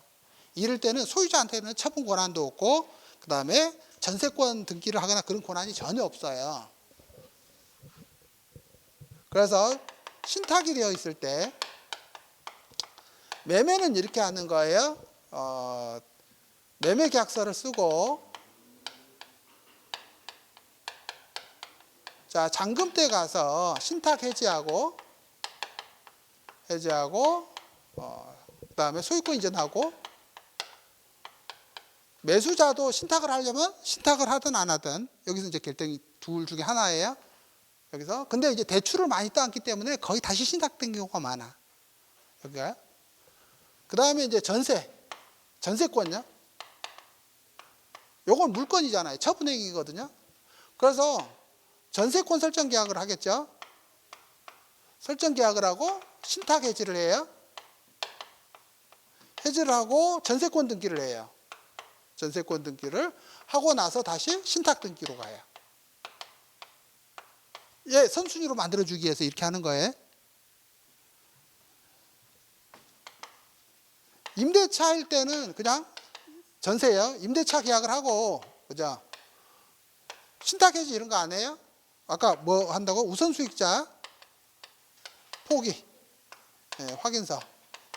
이걸 써줘야지 얘가 1순위로 이렇게 올라오는 거죠. 그래서 이걸 해주고 그냥 이렇게 진행을 하는 거예요. 이거 말고 이제 뭐 개발 신탁도 있고 여러 가지 신탁이 있는데 그 외에 나머지는 거의 없어요. 그러니까 여러분들이 중개업하다가 제일 많이 나오는 게 이게 신탁 중에서 담보 신탁이에요. 담보 신탁. 그러면 담보 신탁은 저당권과 동일하다. 그러니까 당연히 실제 소유자하고 계약을 해도 된다. 그죠? 다만 특이하게 이제 저당권과 관련된 부분을 어떻게 처리해 줄 거냐라고 하는 걸 신탁회사에서 반드시 확인을 하고 대금도 어디로 보내야 되는지 이런 거 다 누구한테 확인해요? 신탁회사에다가. 신탁회사. 그러니까 모든 걸 신탁회사하고 물어보면 돼요. 그러면 돼요. 그러니까 이 신탁이 어려운 건 아닌데 사람들이 신탁 등기라는 걸 기본적으로 모르고 계약 당사자를 누구로 해야 되는지 이거 아무도 몰라요. 진짜로 몰라요, 요거에. 왜냐하면 그런 게 있잖아. 내가 신탁 해놨다 해서 내가 소유권이 없어지는 거 아니잖아요. 그죠? 그래서 담보신탁 같은 경우는 형식상 소유권이 신탁회사에 있다 하더라도 소유자는 처분 권한이 여전히 있는 거예요. 그래서 매매계약 이런 거 작성을 할 때는 당연히 실제 소유자하고 하는 거예요. 그래서 나중에 여러분들이 실무 가면 막 중구난방이에요. 그래서 저는 뭐 아무 소리 안 해. 니네들 알아서 하라 그래, 그죠? 음.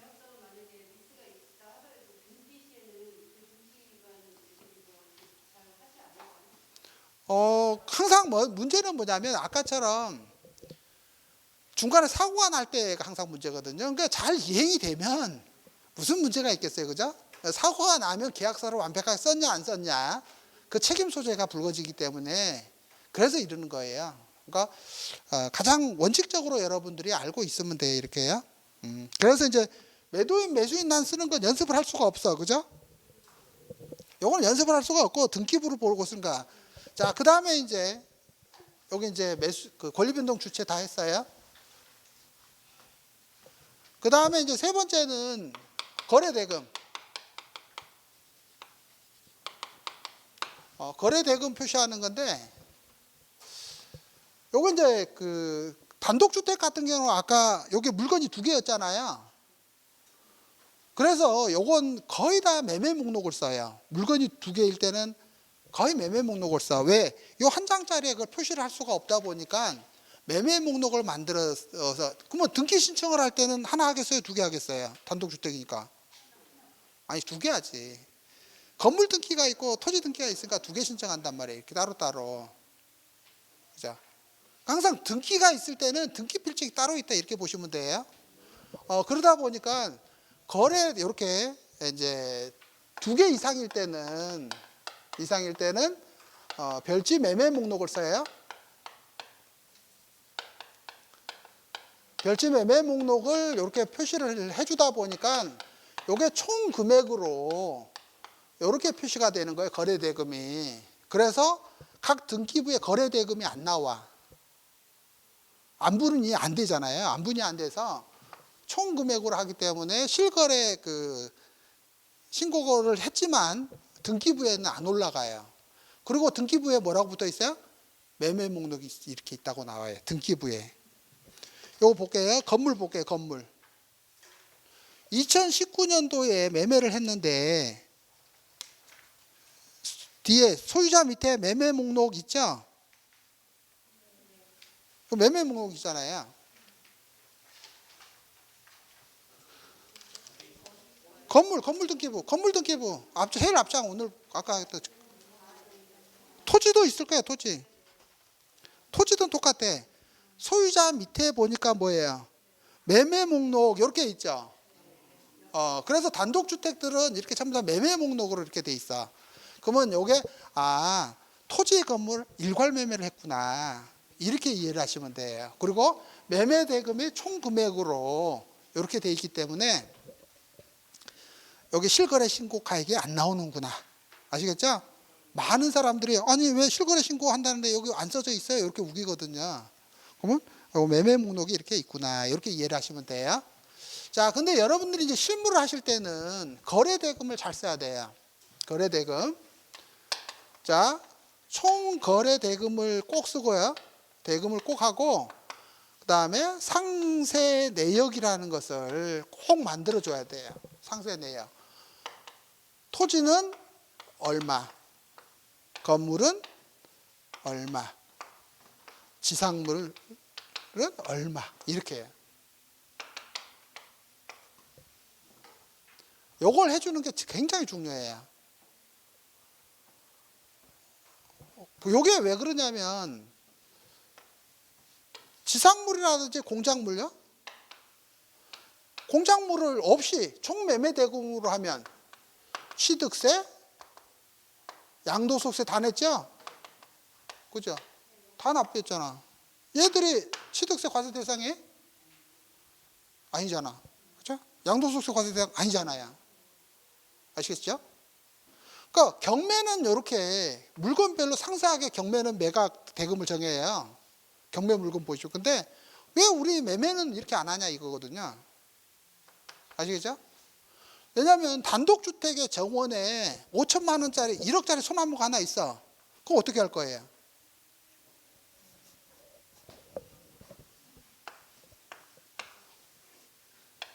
이렇게 1억짜리 소나무가 있어.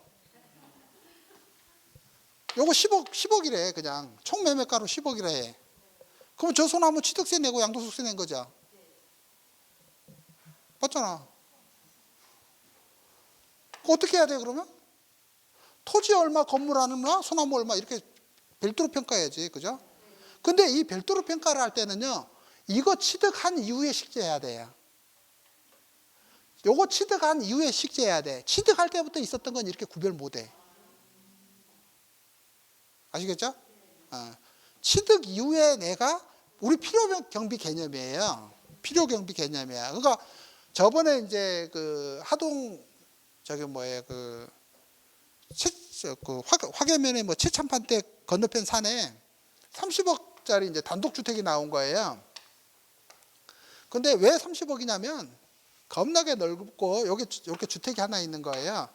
여기다가 조경수를 엄청 잘 심어갖고 이거 가꾼 노력만 해도 나는 30억이다. 요거는 1억도 안 되는데 땅값도 얼마 안 되는데 뭔 값이다? 나무값이다 이거예요. 조경값이거든. 그죠? 그러니까 그냥 하면 30억에 팔잖아요. 그러니까 만약에 5억에 사갖고 30억에 팔았으면 양도소득세 엄청 내야 되지만 이런 거 다 별도로 평가를 해서 요거 세금에서 공제를 해야 되거든요. 그래서 원래 경매에서는요, 공장 경매 들어가면 건물 얼마, 그 다음에 토지 얼마, 그 다음에 기계류 총합해서 얼마 이런 게 다 있거든요. 그래서 여러분들이 매매 계약을 할 때 항상 이렇게 세부적으로 해야 된다. 그게 저기 확인설명서 작성할 때 이게 나와요. 확인설명서 작성을 할 때. 그러면 볼게요. 여러분들이 이제 민법에서 배웠을까? 여기 이렇게 소나무가 이렇게 있는데 요거 토지와 별개로 처분할 수 있어요, 없어요? 요거. 그죠? 그러니까 요게 별개의 물건이냐 아니냐? 왜냐면 소나무는 식재된 땅에 토지 소유주잖아요. 그러니까 이건 소유권이 얘한테 있다는 것이지 이게 별개로 담보로 제공하거나 소유권의 객체가 될 수가 있다라는 거거든요. 꼭 그거 아셔야 돼요. 거래의 객체는 별개라는 거예요. 아시겠죠? 소유권 여부를 따질 때는 권한 없이 타인의 토지에 식재한 수목은 토지 소유자에게 기속한다 이거죠? 권한이 있을 때는 권한이 있는 자가 소유권을 갖게 되지만 근데 이거는 당연히 등기가 돼야 안 돼요? 등기 이런 건? 그건 안 되잖아. 왜냐면 임목 등기를 하려면 수목의 종류하고 집단하고 이런 게 그 법에 맞아야 되니까. 그죠? 그런 건 안 된다 하더라도 거래 객체는 된단 말이에요. 그러면 이걸 부동산에 어떻게 표시해야 돼요? 저기 매매 목록에 토지 건물 이렇게 써요. 아까 볼게요. 매매 부동산의 표시에 자 토지 썼죠. 토지 건물 썼죠. 이렇게요. 그러면 이 건물은요. 이거하고 상관없이 여기다가 이렇게 써주는 거예요. 포함이 됐다라고. 창고가 있을 때도 위지상에 창고, 그 다음에 벽돌조, 지붕, 슬레이트 지붕 이렇게 표시가 없이 써주는 거예요. 요걸 우리가 뭐라 그러냐면 제시외 건물이라 그래요. 제시의 물건. 건물일 때는 건물이 되는 것이고 물건일 때는 제시의 건물. 즉 이야기는 이것도 요 매매에 포함이 됐다. 포함이 됐다. 그죠? 첫 번째는 항상 매매 목적물의 범위에 들어있어야 돼요. 들어있고 매매 대금에 들어있어야 돼요. 그래야지 추가로 돈 달라는 소리를 못하지. 그런 거 있잖아. 부동산 표시에 안 써놓으니까 뭐라 그래요? 매매한 적이 없다고 우기잖아요. 우리가 시골에 있는 그 농가주택 팔 때 그래요. 뭐냐면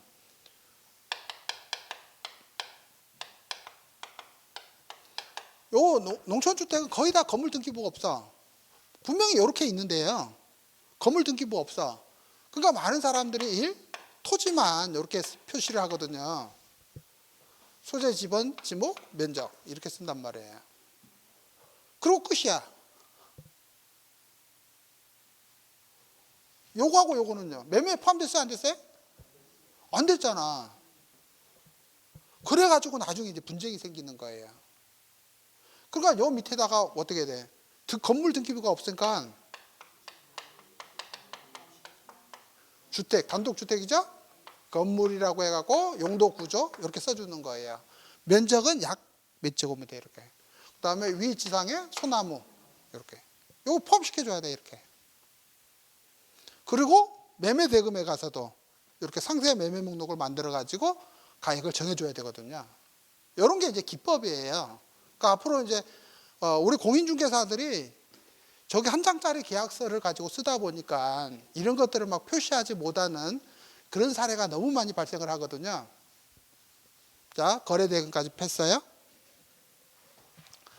그 다음에 이제 계약 당사자. 자, 계약 당사자는 요거 실제로 지금 그 계약을 하는 사람을 말해요. 그러니까 본인이 나왔을 때는 본인. 그죠? 요 사람의 대리인이 나왔을 때는 대리인. 자, 본인이 나왔을 때는 뭐 다른 서류가 없잖아요. 왜냐면 아까 그 소유자 그 분석을 할 때 다 했으니까. 그죠? 그래서 위 매도인 누구 해갖고 그냥 서명 날인을 하면 끝이에요. 이렇게요. 근데 대리인이 왔을 때는요. 대리인이 왔을 때는 당연히 뭐예요? 위 본인의 대리인. 그죠? 본인의 대리인 이렇게 서명 날인 이렇게 하는 거거든요. 요 계약 당사자에는 여기 그 아까 권리변동의 주체에 썼기 때문에 안 써요. 대리인이 왔을 때는 대리인만 쓰는 거예요. 본인 안 쓰고 그냥 계약자니까 계약자. 자, 그리고 당연히 뭐고요? 계약 체결 권한을 증명하는 권한 증명 서류죠. 권한을 증명하는 서류를 반드시 뭐예요? 첨부해야 돼. 그죠? 그러니까 뭐예요? 인감증명서라든지 그런 거 원본은 다 누구한테 가야 돼? 이렇게 해갖고 누구 주는 거예요? 매수자 임차인 주죠. 그렇잖아요. 그래서 요 원본 누가 갖느냐고 그거 가지고 싸워. 근데 이거는요, 계약서에 첨부해서 상대방한테 교부해야 되거든요. 그래야지 나중에 상대방이 소송이 났을 때 나는 이 계약 체결 권한이 있는 사람한테 샀어. 이렇게 입증할 거 아니에요. 그래서 이 서류 원본은 반드시 권리 취득자한테 주는 거예요. 요거 우기면 안 돼요. 권리 취득자한테 주는 거예요. 만약에 원본을 절대로 주기 싫다 그러면요, 원본 대조필 사본을 주는 거예요. 원본 대조필 사본을 줘도 돼요. 근데 원본 대조필 사본은 절대 이런 거 쓸모가 없어요. 안 되는 거예요.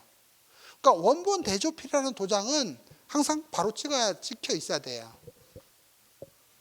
저 강의를 이렇게 들은 사람이 어떤 이제 부동산 컨설팅하고 거래를 하는데 전철관에서 듣고 앉았었는데 옆에 있는 사람이 컨설팅 하는 애들하고, 근데 이제 소유자가 이런 계약 권한 서류를 자꾸 하는데 누가 그런 걸 모르잖아요. 그러니까 막 쓸데없는 주장만 한다고 오히려 화를 내더라니까 의뢰인은 이런 서류 이렇게 챙겨줘라고 하는데 그 컨설팅 하는 애가 왜 원본을 당신한테 주냐고 이따위 소리를 하고 앉았어요. 제가 옆에 앉아 있었는데, 그래서 저런 수준 가지고 어떻게 컨설팅 한다고 저러고 있는지 모르겠어. 그건 말이 안 되는 거예요. 그러니까 아는 사람하고 모르는 사람하고 싸우면 누가 이긴다? 그래. 옛날에 그랬잖아요. 뭐 남대문 서울 갔다 온 사람하고 안 갔다 온 사람하고 시골에서 싸우면 누가 이겨요? 안 갔다 온 사람이 이긴다 그랬잖아, 그죠? 그래서 이 계약서 쓰는 건 여러분들이 되게 어렵지가 않아요. 제일 위에 부동산 표시를 어떻게 할 거냐. 그 부분은 항상 등기부대로 표시를 하면 된다. 그죠? 어렵지 않죠? 그 다음에 매도인은 등기부에 있는 매도인을 그대로 쓰는 거잖아요. 매도인. 왜냐면 권리변동의 주체잖아. 그죠? 매수인은 그 사람 신분증을 보고 써야 되겠죠. 그죠? 그렇게 하는 거예요. 근데 나중에 계약자를 쓸 때는요, 그 사람 신분증을 보고 인적사항을 쓰는 거예요. 계약자를 쓸 때는. 왜? 그래서 권리변동의 주체하고 계약자하고는 완전히 다른 개념인데 이 계약서가 그 구별을 안 한 거야. 이 계약서에 그 구별이 안 돼 있잖아요. 그러니까 문제인 거예요, 이게. 그래서 공인중개사들이 저한테 배우고 나서는 선생님 너무 어려워 그런가. 그러니까 그냥 저는 그냥 여기다가 매도인을 뭐라고 하냐면 그냥 계약자라고 해서 계약자 신분증을 보고 그냥 써라 이렇게 표현을 해요. 그죠? 그래서 근데 이거 매도인하고 매도 대리인이 다를 때는 매도인은 반드시 등기부상에 나와 있는 걸 써야 돼요. 이렇게 대리인이 왔을 때는 그죠? 근데 매도인만 나왔을 때는 신분증 갖고 그냥 쓰시면 돼. 왜? 그 사람은 계약자니까. 계약자니까. 그죠? 그래서 이 계약자라는 거하고 여기 권리변동의 주체라는 거하고 여러분들이 민법 배울 때는 다 따로 배웠어요. 그죠? 얘는 권리 능력이고 얘는 법률 행위자거든요. 근데 그걸 이제 구별을 안 하고 공부를 하다 보니까 실무에 와서도 그걸 자꾸 구별을 안 하는 거거든요. 그래서 이 계약자는 이제 이 사람이 뭐예요? 계약 내용을 결정하는 거죠? 그렇죠? 계약 내용은 이 사람이 결정하는 거예요. 그래서 계약 내용을 이제 어떻게 만들 거냐가 이게 제일 중요한 거예요. 그게. 그래서 이 계약 내용은 아까처럼 이 물건에 대해서 정확하게 내가 확인, 분석, 조사가 끝나야만이 그걸 가지고 당사자 사이에 어떻게 처리할 거냐 이렇게 결정되는 거죠. 예전에 제가 이제 특약 실무를 할 때 항상 그러거든요. 되게 쉬워요. 매도인한테 요구사항 물어봐. 그죠? 그러면 매도인 이거 해주세요. 이렇게 할 거 아니에요. 그죠? 그럼 매수자한테 너 뭐 요구할 사항 물어봐. 그죠? 그럼 막 이렇게 이야기하면서 합의가 된 것만 이렇게 하는 거지. 그죠? 요것만 합의가 안 되면 계약 안 되는 거잖아. 쉽게 말하면. 그러니까 합의가 된 걸 다 기록을 해서 계약서에 넣어줘야 되는 거거든요. 요걸. 그러니까 어떤 특약이 정해져 있는 거 아니에요? 그죠? 요 계약 내용이 어떻게 정해져 있어? 근데 미리 이렇게 적어 놓은 거야. 미리. 근데 이게 그렇게 개판이라는 거 아니에요? 그래서 실제로는 이 계약 내용 자체가 필요가 없어요. 완전히 쓸모가 없는 완전히 쓰레기 수준인 거야. 여러분들이 쓰는 한 장짜리 계약서에는 차라리 없애는 게 낫단 말이에요. 다 지우고. 자, 그래서 계약 내용 다 쓰고 그다음에 뭐예요? 그다음에 이제 계약 날짜, 계약일. 자, 계약일하고 계약서 작성일하고도 다르잖아. 그죠? 다르잖아요. 그러니까 이런 구별을 기본적으로 할 줄 알아야 돼요. 계약일 다르고 작성일 다르구나. 다를 수 있구나. 항상 계약이 체결된 동시에 계약서를 작성해야 되는 건 아니거든요. 항상 다를 수도 있어. 그죠? 아까 거래대금과 상부된 게 잔금 지급일요. 이 잔금 지급일을 꼭 정해야 돼요. 대법원 판례는 적어도 중도금 지급일까지는 정해져야 된다. 근데 그게 아니고요. 잔금 지급일을 정해야 돼요. 잔금 지급일을. 그래서 기본적으로는 이렇게 되는 거예요. 잔금하고 그다음에 그 서류 교부일이죠. 소유권 이전 등기 서류 교부일하고 그다음에 건물 인도일이죠. 점유 이전일. 요게 항상 같아야 되는데 이게 다 다를 수 있다는 거예요. 이거 다 다를 수가 있다라는 거예요. 실무를 하다 보면. 그러니까 당연히 당사자가 합의하다 보면 다르잖아. 어떤 사람은 잔금을 치르고 나서 잔금을 치르기 전에 등기부터 하는 사람도 해주는 사람도 있고 그죠. 잔금 치르기 전에 입주 허락하는 사람도 있잖아. 그죠. 잔금 다 치러놓고 나중에 등기하는 사람도 있고 아까 나중에 입주하는 사람도 있잖아요. 그러면 이런 상황이 됐을 때 이 사람을 보호해 줄 수 있는 안전장치를 해줄 수가 있는 능력이 있어야 돼. 기본적으로는. 그죠? 요 사이에 뭔 일이 일어나겠어? 등기 먼저 해주면 잔금 안 치를 거 아니야. 입주 먼저 해놨더니 잔금 안 치를 거 아니야. 쉽게 말하면. 그죠? 잔금 치르고 나중에 등기하려고 했더니 다른 데 팔아먹고 다른 사람한테 전세 놓고 막 요렇게 할 거 아니에요. 그러니까 요런 일이 일어나지 않도록 안전한 장치를 만들어 줄 수 있는 그런 능력은 꼭 있어야 돼요.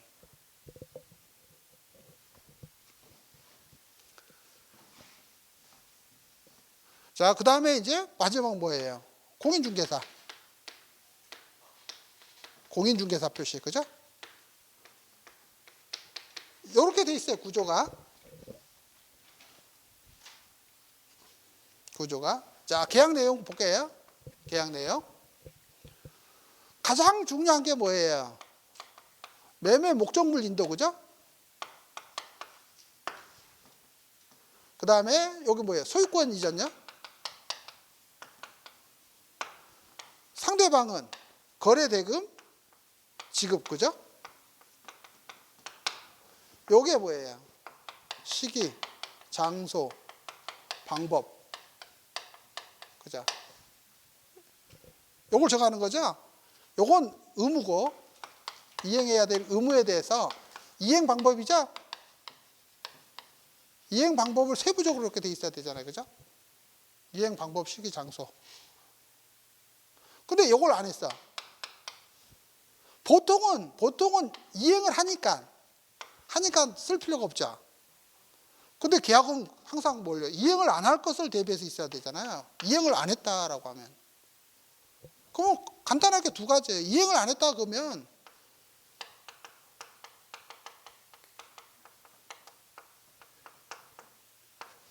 이행을 강제할 것이냐, 그죠? 강제할 것이냐. 아, 나는 강제 싫으니까 나는 계약을 해제할 것이냐, 그죠? 자, 해제했으니까 그 법률 효과로 내가 손해배상을 받아야 되겠죠. 그러니까 손해배상을 쉽게 받기 위해서 손해배상액의 예정액을 예정할 것이냐, 위약금 약정을 할 것이냐, 위약벌 약정을 할 것이냐, 이런 것들을 이제 정하는데 그게 다 뭐예요? 이 의무 이행마다 다 다르게 적용되잖아, 그죠? 근데 우리 계약서는 뭐예요? 채무 불이행만 생기면 계약을 해지할 수 있고 손해배상할 수 있도록만 돼 있잖아요. 그러니까 실무에서 요것 말고 아까 볼게요. 싱크대를 교체하기로 했어. 근데 이 사람이 교체를 안 하고 수선을 했단 말이에요. 요거 실제로 일어났던 이야기인데 요거 이제 어떻게 처리할 거예요? 이렇게 해가지고 공인중개사가 요거 머리가 터지려고 그런 거야. 공인중개사가 되게 꼼꼼하게 썼거든요. 싱크대를 교체해 주기로 한다. 뭐 다 썼어. 근데 잠금날 가서 봤더니 교체를 한 게 아니라 깨끗하게 수리만 해갖고 그대로 있는 거예요.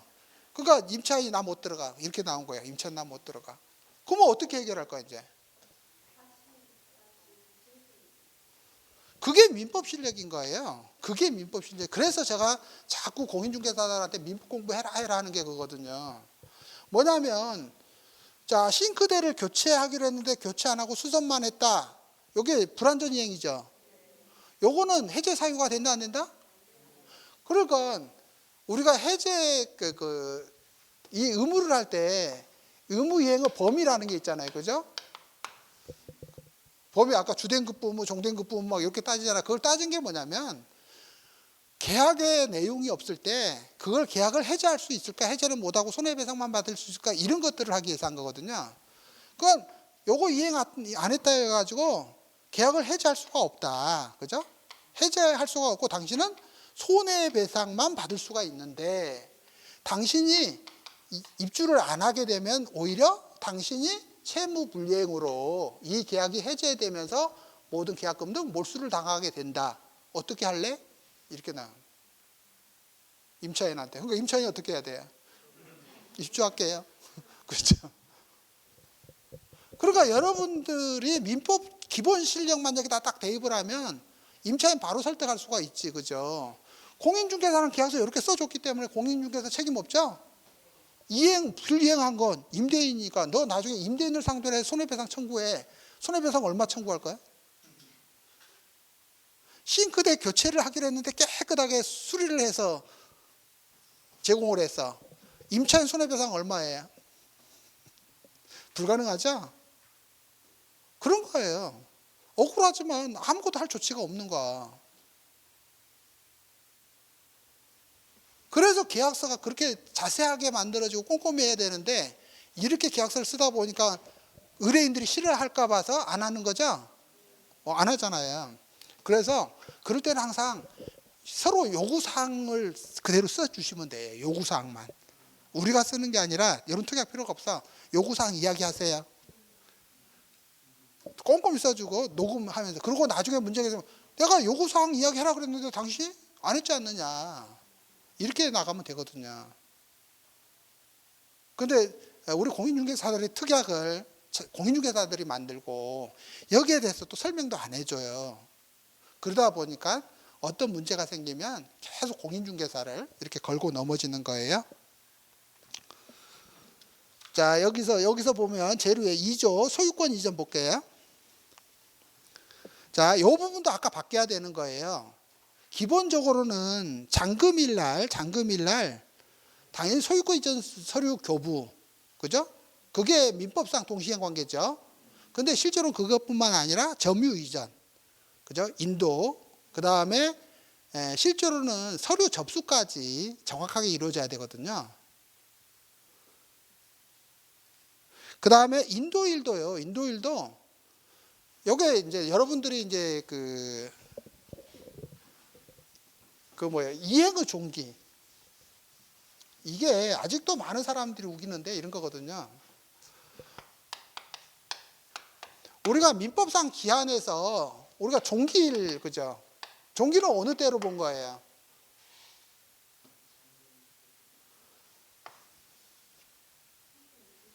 종기는 항상 전일 자정 12시까지잖아요. 그죠? 왜냐하면 내가 10일 날 이렇게 정했다 그러면요. 10일 날 정했다 그러면 10일 날 12시가 밤 12시가 종기예요. 그죠? 이게 종기잖아. 임대차 계약 10일부터 시작을 했다 그러면 9일이 종기다 이렇게 하잖아요. 그죠? 그 9일의 종기는 9일 날 자정이야. 이건 말이 안 되는 거야. 부동산 실무에서. 그죠? 부동산은 여기에 의한 종기가 아니에요. 즉시로 시작을 하는 거예요. 그래서 여기가 10일이면 여기도 10일이야. 여기 오전에 들어왔으면 여기도 오전이야. 아시겠죠? 그러니까 항상 요게 인도일도 요거 시기를 정해야 돼요. 요게 오전 12시 이렇게 정확하게 해줘야 돼요. 몇 시까지 들어올 거냐 이렇게. 이거 안 하면 계속 문제 생겨요. 그래서 부동산 실무에서는 입주 시기, 대략적인 시기까지 정확하게 써가지고 이렇게 해주셔야 돼요. 그거 안 하면 문제가 생기고요. 3조 같은 경우는 필요가 없어요. 매매에서는. 왜? 아까 등기부 다 보고 등기부는 언제까지? 잔금일 전까지 다 말소하거나 잔금일 날 다 말소하기로 한 거잖아요. 그죠? 그래서 그렇게만 써주시면 되고요. 그 다음에 4조 지방세는 의미가 없어요. 지방세가 왜 문제가 되냐면 과세 기준일이 6월 1일이에요. 그죠? 근데 과세 기준일은 6월 1일 당시에 누구한테? 그죠? 소유자한테 이렇게 부과하는 거잖아요. 그죠? 그러면은 여기서 만약에 잔금을 치렀을 때는 여기 바뀌지 않더라도 매수인이 납부해야 되잖아. 그죠? 자, 여기서 소유권이 바뀌었어요? 그러면 전 소유자가 됐기 때문에 전 소유자한테로 날라오겠죠. 그럼 변동 신고를 하면 매수자한테로 다 넘어가는 거예요, 원래. 근데 이제 실무에서는 요 기간과 겹쳤을 때 이제 재산세 이런 게 문제되니까 당사자들이 합의를 해서 요거 재산세를 어떻게 부담을 할 것이냐라는 것만 정하라는 거예요. 그렇지 않으면 매도인은 여기 잔금하고 싶고 매수인은 여기서 하고 싶겠지. 그래서 실무에서 6월 전후로 해갖고는 거래가 뚝 끊겨. 진짜로 그래요. 왜? 재산세 종부세 때문에 그렇지. 그리고 이제 이게 이제 자동차세는 이렇게 안 하잖아요. 자동차세는 소유권 이전일을 기준으로 해서 보유 기간수에 비례해서 납부하도록 돼 있잖아요. 근데 우리 지방세는 이렇게 보유세가 그렇게 안 돼 있거든. 그래서 그것도 바꿔야 될 것 같아. 근데 정부가 이상한 짓만 하는 거잖아요. 그래서 요 지방세는 원래 여기 필요가 없어요. 그러니까 여러분들이 지방세는 여러분들 꼭 알아야 될 게 요거야. 세금은요,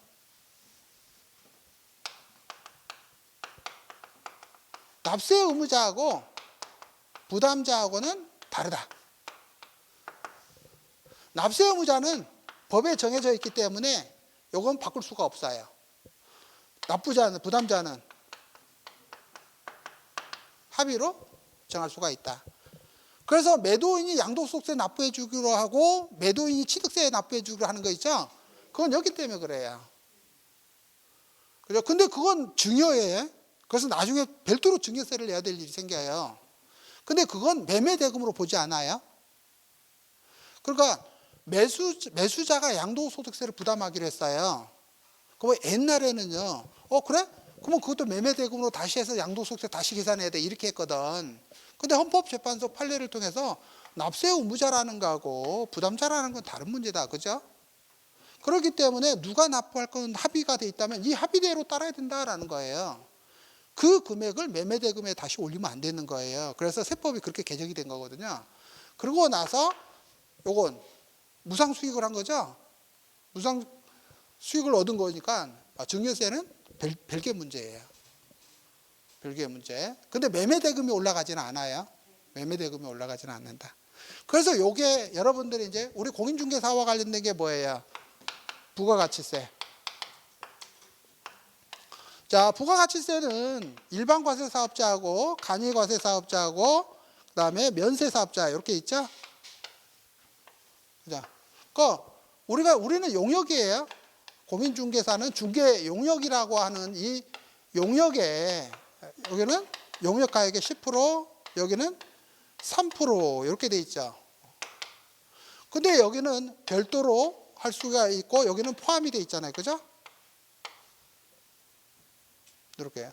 그래서 이거하고 둘이 평등의 원칙에 반한다. 그러니까 여기서도 별도로 할 수가 있다. 그죠? 별도로 할 수가 있다. 그래서 내가 간이사업자다 그러면 3%는 더 받을 수가 있다. 여러분 납세 의무자라는 개념하고 부담자가 다르기 때문에 그렇다. 이렇게 돼 있는 거예요. 6조는 무조건 지워야 돼요. 요건 좀 쉬었다가 계약 해제와 관련된 방법에 대해서 설명을 해드리고요. 7조 중개보수는 여기 있으면 안 돼요. 중개보수는 의뢰인과 공인중개사 사이의 계약이죠.